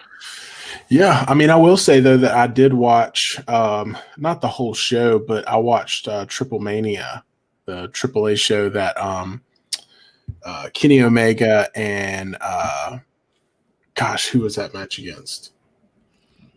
I'm pulling a Gary here and forgetting names. You're talking about yeah, gosh, we just talked about it. We just talked about it the other day. But yeah, I mean, and there was a language barrier on that, and I still enjoyed it. So Laredo Kid, there you go. Yeah, Laredo Kid, yeah. But I mean, that was an incredible match, and like that was one of the things too. Is like that's kind of the conflict for me. I think is like I see it as a barrier, but then when I go watch, I still enjoy it. You know what I mean? Like I can still like wrestling is like a universal language. Like commentary is helpful, but us as wrestling fans, like if we, like you said, if we know some of the backstory and there's a familiarity with the two people in the ring and what storyline is at work, the story can be told without commentary. You know, it's just that's one of the things that helps it. So, you know, we'll see. I mean, you know, if I can catch part of Wrestle Kingdom, and it might spark me to dig into it a little deeper. Maybe we'll start talking about it more on this show. I would love that.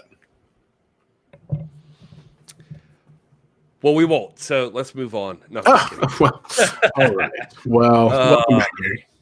So what do you got in the chat room? Now's the time. Bring up your topics. Anything that's on your mind. We'd love to hear about it. I'm going to take my break. I'll BRB. Oh, Will's leaving us. So now what do we do? Hey, Rob. It's just us. I think we're alone now. Here we are. Let's see here. He says, so I'm looking up this article. I was just curious about this New Japan thing. It says Meltzer confirmed that an English language television deal's in the works. The deal is close enough that an announcement could come at any time. And then obviously they talk about their deal with Access TV before the Impact stuff happened and all of that trash. So, but yeah, Kevin Kelly I know does the announcing over there. I've heard he's very good. And so it'll be interesting to see what happens with them. Yeah. Rob, what's on your mind, buddy? You look worried. No, I'm thinking about is there a time frame for this New Japan English speaking TV deal? Have you seen that? Is this something that's like we're looking at a month away, or? It said an announcement could come at any time. I got you. Yeah, I can't really say. Well, and I hate for that to be a barrier, but like, you know, when we're sitting here and we're trying to, you know, consume as much wrestling as we can, when I get to New Japan, and they do have some English speaking stuff for sure. Don't get me wrong. But when you go to Fight TV and you plug into their channel, it's almost all in Japanese. You're like, man, gosh, I really feel I need to go over to Impact because I can understand what's going on with the narrative, you know, other than just, you know, and that, I don't want to sound hypocritical because we're about prize fighting, but to me, like the storytelling is very critical to wrestling, which separates it from, say, MMA, you know, or other sports, you know. Joe, I'm not familiar with this. He says, let's say New Japan Pro Wrestling is on one of those digital sub channels like Stadium does for Ring of Honor every Sunday. Would you be willing to watch it then? I watch Ring of Honor on Fight TV. That's where I watch it. So it's just on demand there every week. So I'm not sure what Stadium is. Maybe you can tell us in the chat. I'm just not sure about that.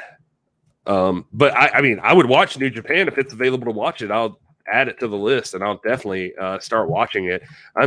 Every year for the past like 4 or 5 years when as far as when Wrestle Kingdom rolls around, I'm always interested. I always want to see what happens. I even know the New Japan wrestlers, right? Like, I mean, I know guys like Okada, Kota Ibushi, and Naito, and gosh, I can't even now. I'm blanking, but I'm always interested in those folks and seeing what they do. Seeing in the chat about Kevin Owens being tossed off a stage the other night.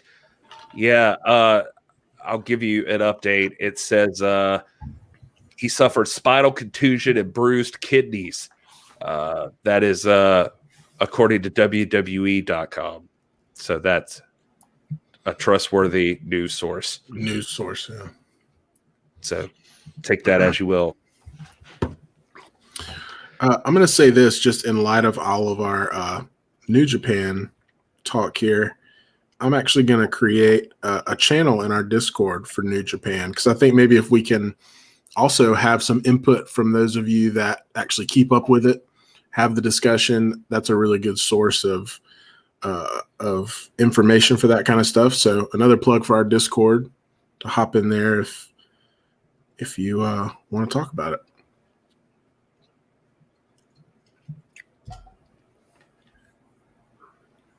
What we get like 89 new subscribers to the Discord here in the last couple of days. Yeah, man, it was Yeah. It was a ton of people. So thanks for everybody joining the Discord. It's very cool. Like, if you guys aren't familiar with it, I mean, Discord's just like the old school chat rooms. You just go in there, and we've got a channel set up for everything. We got a Falls Count Anywhere chat room, so it's just about whatever topic you want to bring up. We have a specific news chat room, and one for every single brand, even a live chat room if you just want to talk to people about life stuff. It's all there. There's a music chat room, all of that. So it's very cool. We just anything you want to talk about related. What? I like how Gary calls them chat rooms, like it's the 90s. Yeah, well, sorry, I started off with chat room. It's channels, or what they're called, different channels in the Discord. They're chat rooms. Shout out to Joe Lobbin, by the way, for upping our game the other day, donating to the Discord, and it took us up a level. And I still am not 100% sure what we can do with that. But Will, you maybe know? I'll find out. Yeah. So I'll find out by asking Joe, probably, because he's the guru. Anyway, God, what is going on here? Okay. So I was actually in the Discord right now seeing what the discussions were. The people talking about the Righteous at ROH. I see that right now. And there's a discussion going on about Raw. It's true. This is all exciting stuff for the YouTube channel to hear about the things. So go join the Discord if you want to be a part of those discussions. Anyway, what else? Yeah, Jay White, Will Ospreay. I can't believe I dropped those names. Roxanne. Yeah, those are definitely. Yeah.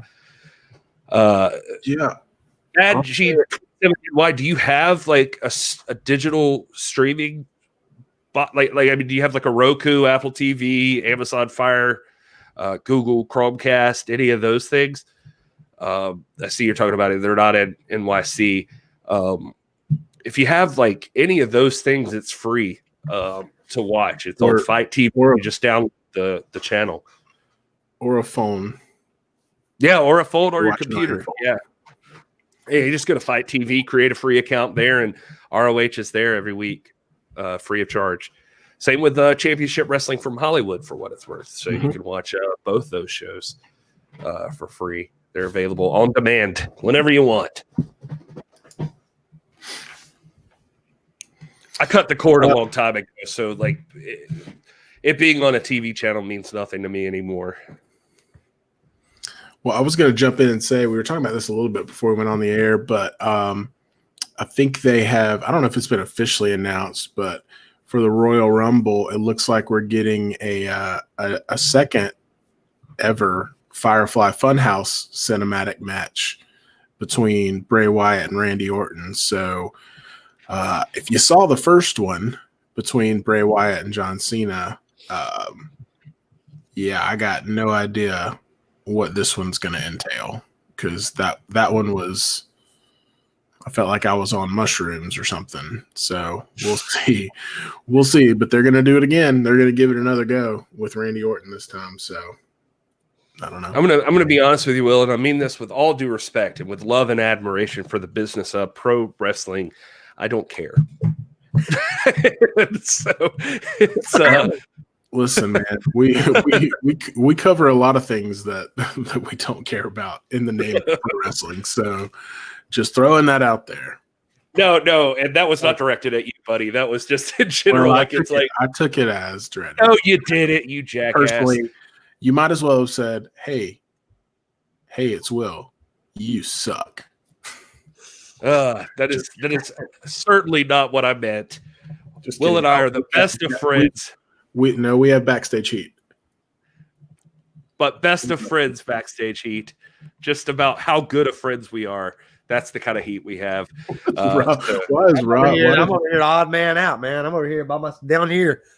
I forgot you were there, Rob. I forgot you got were plenty, here down here you by got myself. plenty of heat, Rob. You got Does plenty Rob of still heat. do this show?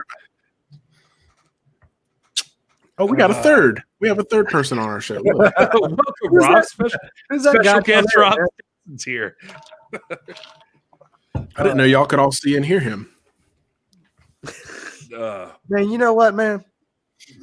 Front row saying that Randy Orton did the best work of his career in 2020. I will say that Randy Orton was there. He was in everything, and they were leaning on him. And so I will give him that. It's tough. Like, Randy Orton's not the most. I don't know. I see a lot of people that respect Randy Orton, so I would never criticize his work or anything like that. I'm not digging this feed thing. That's just me. I'm not digging the idea that until tomorrow night we won't know if Alexa Bliss was burned alive. So it's just not my thing. Well, Hulk Hogan will come out and tell us. Oh my God. See, that's even the worst part. So they're just doing Legends nights. So they're like, did she die or not? We'll find out when Hulk Hogan and Ric Flair get here. We know something, brother. There it is. I knew it was coming. Hulk Hogan set a few people on fire, dude. None of them come back like the Fiend. He's a monster. What's Randy Orton gonna do when the Fiend runs wild on you? Man. Oh! Tough guy. Oh boy, That's good, man. I wish, man. I admit, hear what I wish about me. I wish that I didn't hold such grudges over certain personal reasons, man. And it's like when we acknowledge like our own faults, we think that like somehow justifies them. Like, because I acknowledged it, it's okay that I feel this way. And I don't feel that way. I mean, I don't feel like it's okay, but there's just like, I've just got this hang up over Randy Orton that I wish I didn't have, because a lot of people that I really respect think he's the man. Nick Aldis has the utmost respect for Randy Orton. And I look at his body of work and I can never look at it objectively because there's the whole military thing, and I wish I didn't have that. I wish I could fix that in me, but I just can't, man. It's like, I'm only, I'm 5'9", I'm 180 pounds, I could make it through basic training without deserting. Why couldn't you? I mean, that's my hang up. And I hate that I feel that way. I wish I didn't, because I really want to give them a fair shake. And I think people should be redeemed and have a chance to, to get a fresh start and all that. So maybe that will change in me over time, but I just can't, man. I already don't like the whole fire thing, the whole thing with the Fiend anyway. And then throw Randy, like, there's 20 other people I'd rather see it with than him. If you're going to do this stupid story, put somebody in there that I can appreciate, because I just have this block with Randy Orton that I wish I didn't have, man. I really do. I mean, I'll say I've always been pretty indifferent towards Randy Orton. I think I respect his work and his career enough to where, when he comes out, there's a respect from me, and a reverence kind of for who he is, and so I don't have the same hangups obviously as you, Rob. So I'm looking at it a little differently. But I mean, I just wonder where. My big question is always like, where does this go and does it make sense?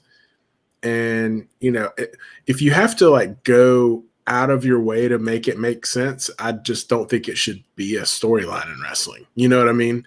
Like it feels a little forced. And so I'm kind of feeling that way with this whole storyline. And I know these guys have history and, I mean, they've had matches where at WrestleMania where the ring turned into maggots and all this weird stuff. And they've had House of Horrors matches. And there's a lot of history between Bray Wyatt and Randy Orton. And this just feels like it feels like white noise at this point. And I hate to say that when one of them got set on fire a couple weeks ago, but it's like, what's my interest in this supposed to be? You know what I mean? And that's with no bias like that you're speaking about, Rob. So, you know, all of your criticism is not completely unfounded. I mean, I think there's some holes in the plot there. Yeah. But for what it's worth, my opinion. Yeah, for sure. For sure. You're not alone, Rob. I see it in the chat. I mean, MadG27NY say 4 years active duty in the Marines, and he'll never respect Randy Orton. So it's valid. Yeah, I mean, I think that people, you know, when we were there, all of us who have served in the military went through, the AG portion of the training when you're or before the training begins, where you're getting your shots and you're having your TA-50 issued to you and all that stuff.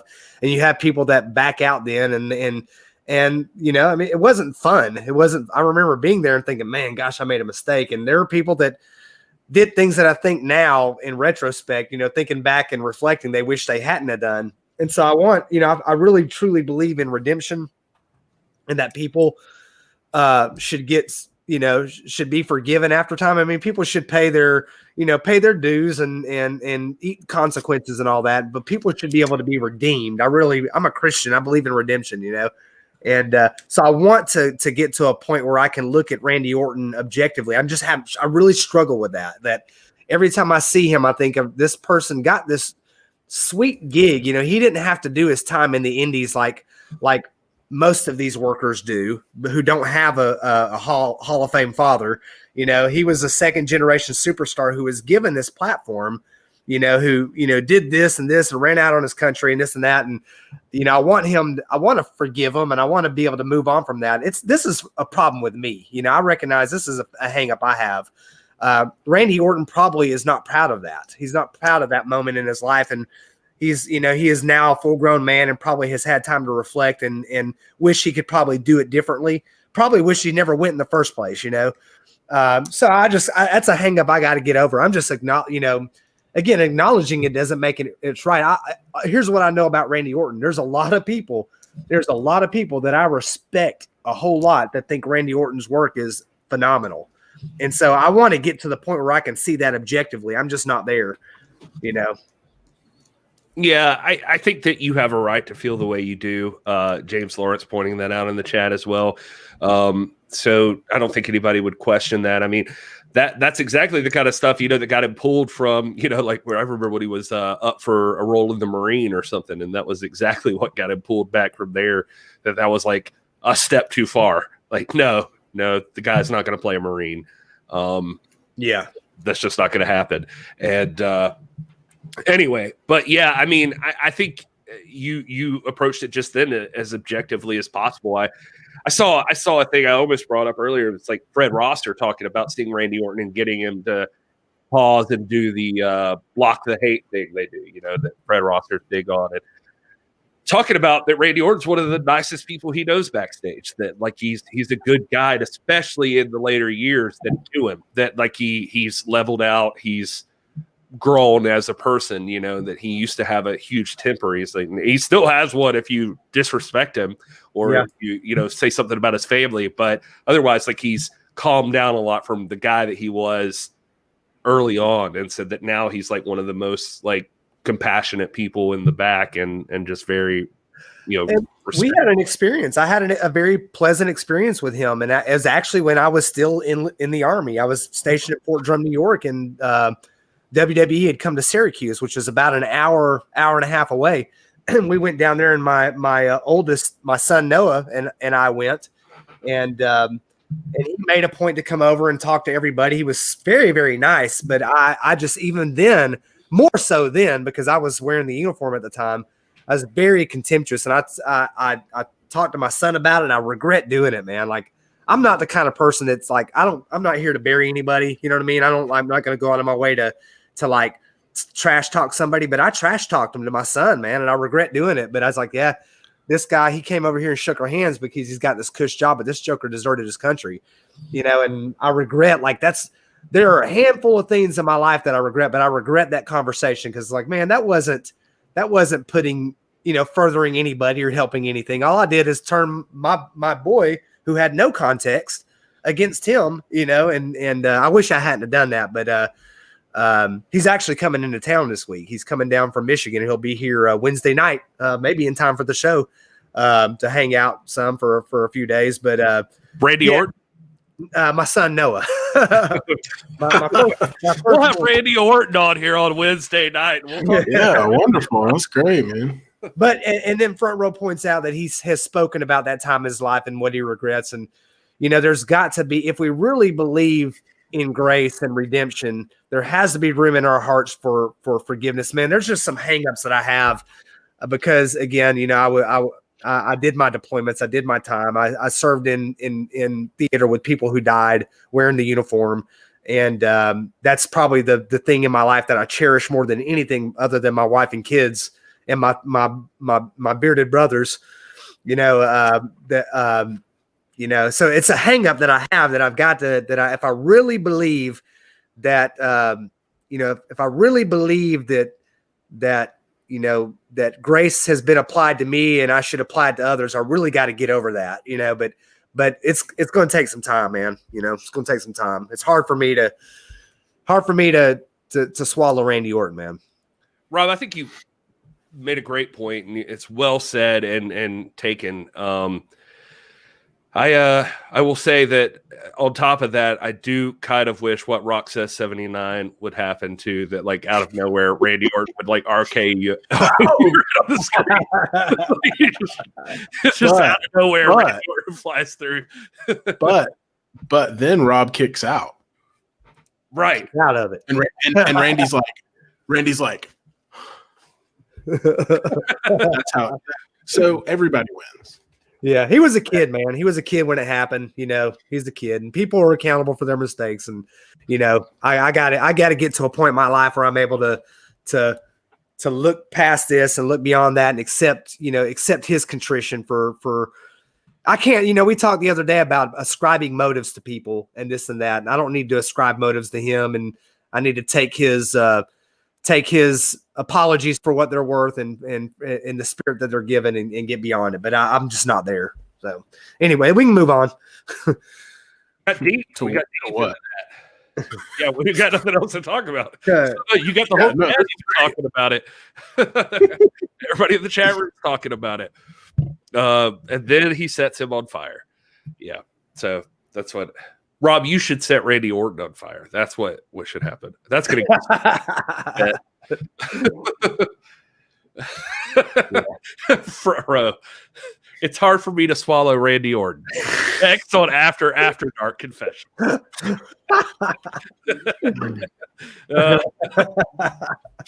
go ahead and change this over to the NWA After Dark. We're here. Tonight, Rob tries to swallow. No. Oh man! Well, if it was, it's people like Front Row and others that I respect that talk about his work that give me pause to think, man, I've got to be more objective about this, and it's just like I've got this hang up. It's I've got. I don't remember. I feel like even Aldous said he would love a match with Randy Orton or something. Yeah, he respects the world out of Orton, and that's why I'm like. I'm not being objective. I'm not giving him a fair appraisal because I have this personal hang up that's rooted in my own, military background and whatnot. And it's not ultimately like someone said, Rock Says 79 says youthful mistakes happen. People make all kind of mistakes. And Lord knows I've made my mistakes. I've got things that I'm not proud of.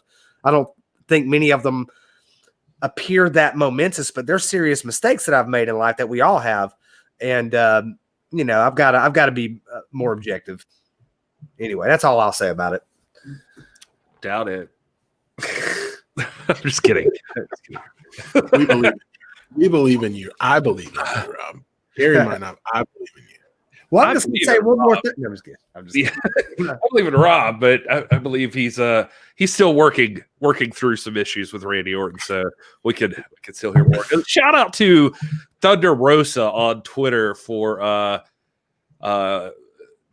driving people to the YouTube channel. I appreciate that. She put out a tweet just now telling people they should check out the channel for great wrestling talk. So thank you, Thunder Rosa. Just want to give you that. All right. Well, what else you guys got? We're slowly winding down here, almost at the 11 o'clock hour. Some people have to start back to work. And just what a bummer. What a bummer. I'm off on Monday, so I got another day to prep. But I got the best job in the world, man. I can't wait. Now my kids aren't. Well, I go back tomorrow with the adults. You know, I can do without them. Nah, they're great. I've got great coworkers, but the kids come back next Monday, so we have a week this year to. We have end of course testing for our virtual students, and then come Monday, man, we're back. Our kids are back in school, and I can't wait to see them, man. I miss them. You know, for me, like. I take being an in loco apprentice very seriously. That's the idea that when you're an educator, you're in the place of parents. When their parents aren't there, you function as mom and dad. And I take that very, very seriously. And I miss those, man. When I'm away from them, I miss those jokers, those little punks. So I'm looking forward to it, man. I'm ready to get back. Oh, listen to this, sweetheart. I'm gonna try to share the Discord link here. I don't know why it keeps going. I got it where it doesn't. I'll tell you what, Mad G, if you go to Twitter and you just go to our profile at TIPW Show, I thought it was the pinned tweet, but it is not. So I'm going to make it that right now. Let's see. Sorry, I know this is exciting stuff. I'm in the wrong. Oh, it wasn't the pinned tweet because I was under my profile. It is the pinned tweet. If you go to TIPW Show, at TIPW Show, it's the pinned tweet at the top. There's a link there that will take you right to the Discord and help you install it and everything. It doesn't expire or anything like that. So that's where you can join. Appreciate you asking. If you have any trouble, just DM the channel or DM one of us. You can see all of our Twitters right here. And guys, I think we'll I guess let's end on a little discussion quickly about Rock Says 79's question. Way too early Rumble predictions. Do you have any thoughts about the Royal Rumble? Because we talked some trash about WWE, but I mean, we don't really talk trash about them.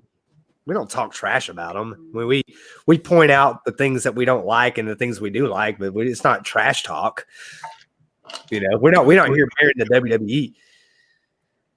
It's too early to tell. I think maybe Randy Orton wins the Rumble. What do you guys think? I was just trying to. That's too much for me to swallow right now. Well, he's going to be in the Firefly Funhouse, so we know that we don't have to worry about that. Yeah, I don't know. I mean, there's a lot of potential there. I mean, the Royal Rumble, regardless of whether or not you're a huge WWE fan or not, I mean, it's exciting. You know, it may not be. I'm not even a fan of like battle royals. I've been pretty vocal about that, but I mean, the Royal Rumble is just so iconic, and you know, there's always surprises and twists and turns, and you know, I thoroughly enjoyed last year's and the story they told with Brock Lesnar and Drew McIntyre, and so I'm hoping they can put out something that's on par with that again this year.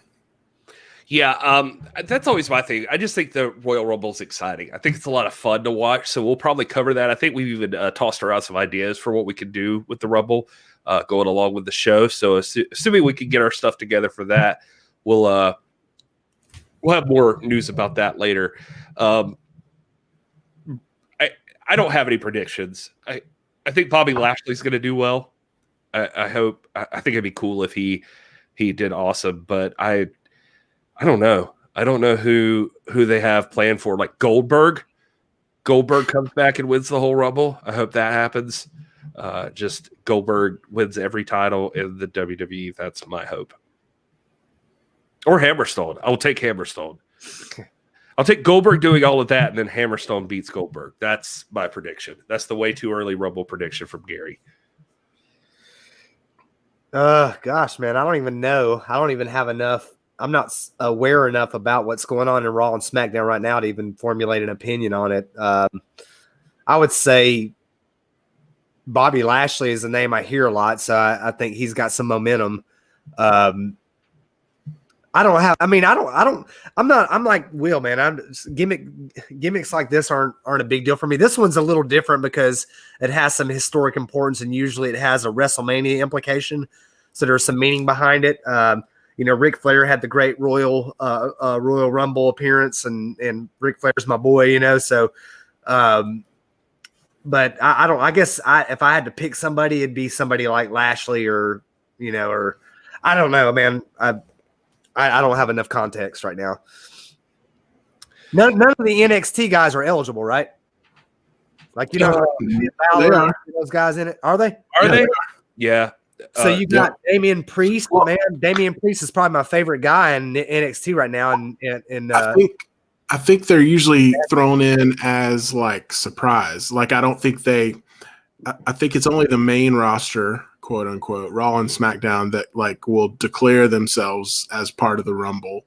So I don't, unless they change it this year, it's usually like a surprise thing. I know that like, Adam Cole has shown up in the Rumble and stuff like that. So it's a possibility. So if I had I'd love to see any one of the following go deep then. Gargano, Tommaso Ciampa, who's one of my favorites, Damian Priest, Karrion Kross, man, I think would be awesome. Any of those NXT guys if you're not watching NXT, you're missing out. This is one of the best things going. It's a WWE brand, but it's prize fighting. It's what we love here, from the NWA pod or the This Is Pro Wrestling pod. It's good stuff. And any of those guys, probably my favorite of all those and the ones that I think is most due would be a guy like Damian Priest, man. If he showed up and just shocked the world. I mean, this guy looks like a star. He, he's a big dude. He's got that Thomas Latimer look about him. He's tall, slightly Scottish. Nothing about Damian Priest seems Scottish. Yeah. Listen, I'm with you. The NXT is awesome. I think the most likely scenario out of any of those, if I was giving it to any one NXT person, it would be Karrion Kross. But I don't know that I could see like any of the NXT guys winning it right now. Most recently would be like Keith Lee. Like maybe Keith Lee comes out on top, but you never know. That's the fun part. I am a big advocate for they should just throw in a rando win sometimes just to make it that much more exciting. Like just somebody you least expected to win. Before we wrap this thing up, I did want to mention, I see you asking questions, Matt G, so I didn't want you to think I'm ignoring you. The Discord is not strictly NWA. I think it does still say like NWA fam on there. That harkens back to where this show originated. We started back in the days of the NWA, back when, I think I initially kicked it off with the 10 Pounds of Gold series, and then we did a lot of stuff during NWA Power, that sort of thing. So it started out as specifically an NWA show, and it's evolved. And so now we've evolved into all wrestling. Going into this year, we wanted to just be able to talk about anything we wanted to talk about, and we wanted to create like a positive wrestling community. Now, because we're all three on this show right now, you may think to yourself, I'm looking at the WWE room, and it looks like these guys are ready to fight each other. And that's probably true, but I can only halfway look at it right now. And so that's going to come after the show. We'll deal and look back on what in the hell is going on with the WWE channel right now, because there are people very angry with each other, and poor Carnivore Jay's in there trying to keep score, saying, if you wouldn't say it to the dude's face, don't say it in here. And so I'm already like, what's happening? Normally it's very civil. We want to keep positive.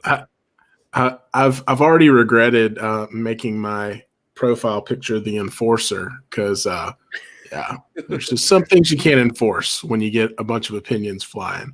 But largely, it is very civil, fun conversation. Yeah, productive. This is I mean, that's the thing that we try to accomplish. We're not here to bury anybody.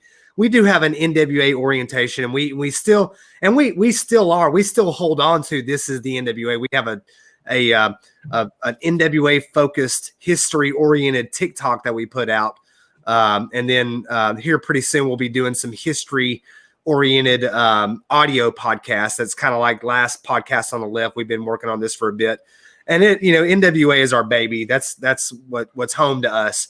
But we know that there's a lot of wrestling out there that's of like mind. And then when you talk to people that we care about, like Thunder Rosa and Nick Aldis, these people respect what's going on about them too. And it's only serving our community, I think, to bring them into the conversation and talk about Ring of Honor and Impact and NXT and some of those things. So we do have a certain NWA bias. I mean, it's not certain, it's a definite NWA bias, and prize fighting is what we prize.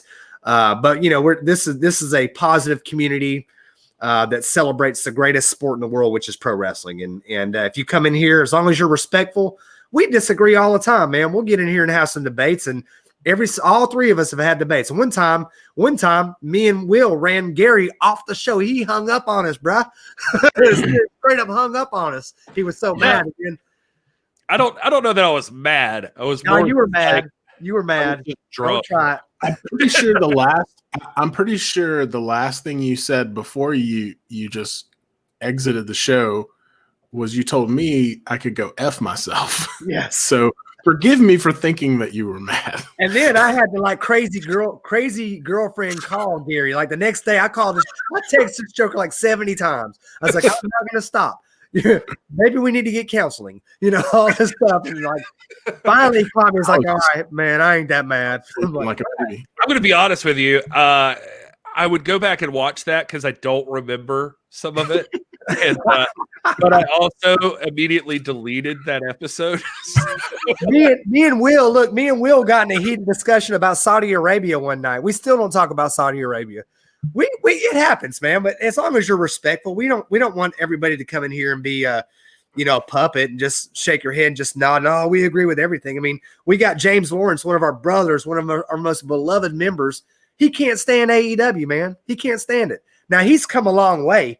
But this joker will let you know exactly what he feels about AEW. And of course, you've seen some of our other regular members have strong opinions wrestling with MMA. But, we're the show that every now and again, Thunder Rosa will pop in. Nick Aldis is a frequent supporter of our show and is in the chat. He always watches and he's listening. So we're trying to build a positive community that's uplifting. We're not here to bury anybody. We're here to talk about what's out there and to express some opinion.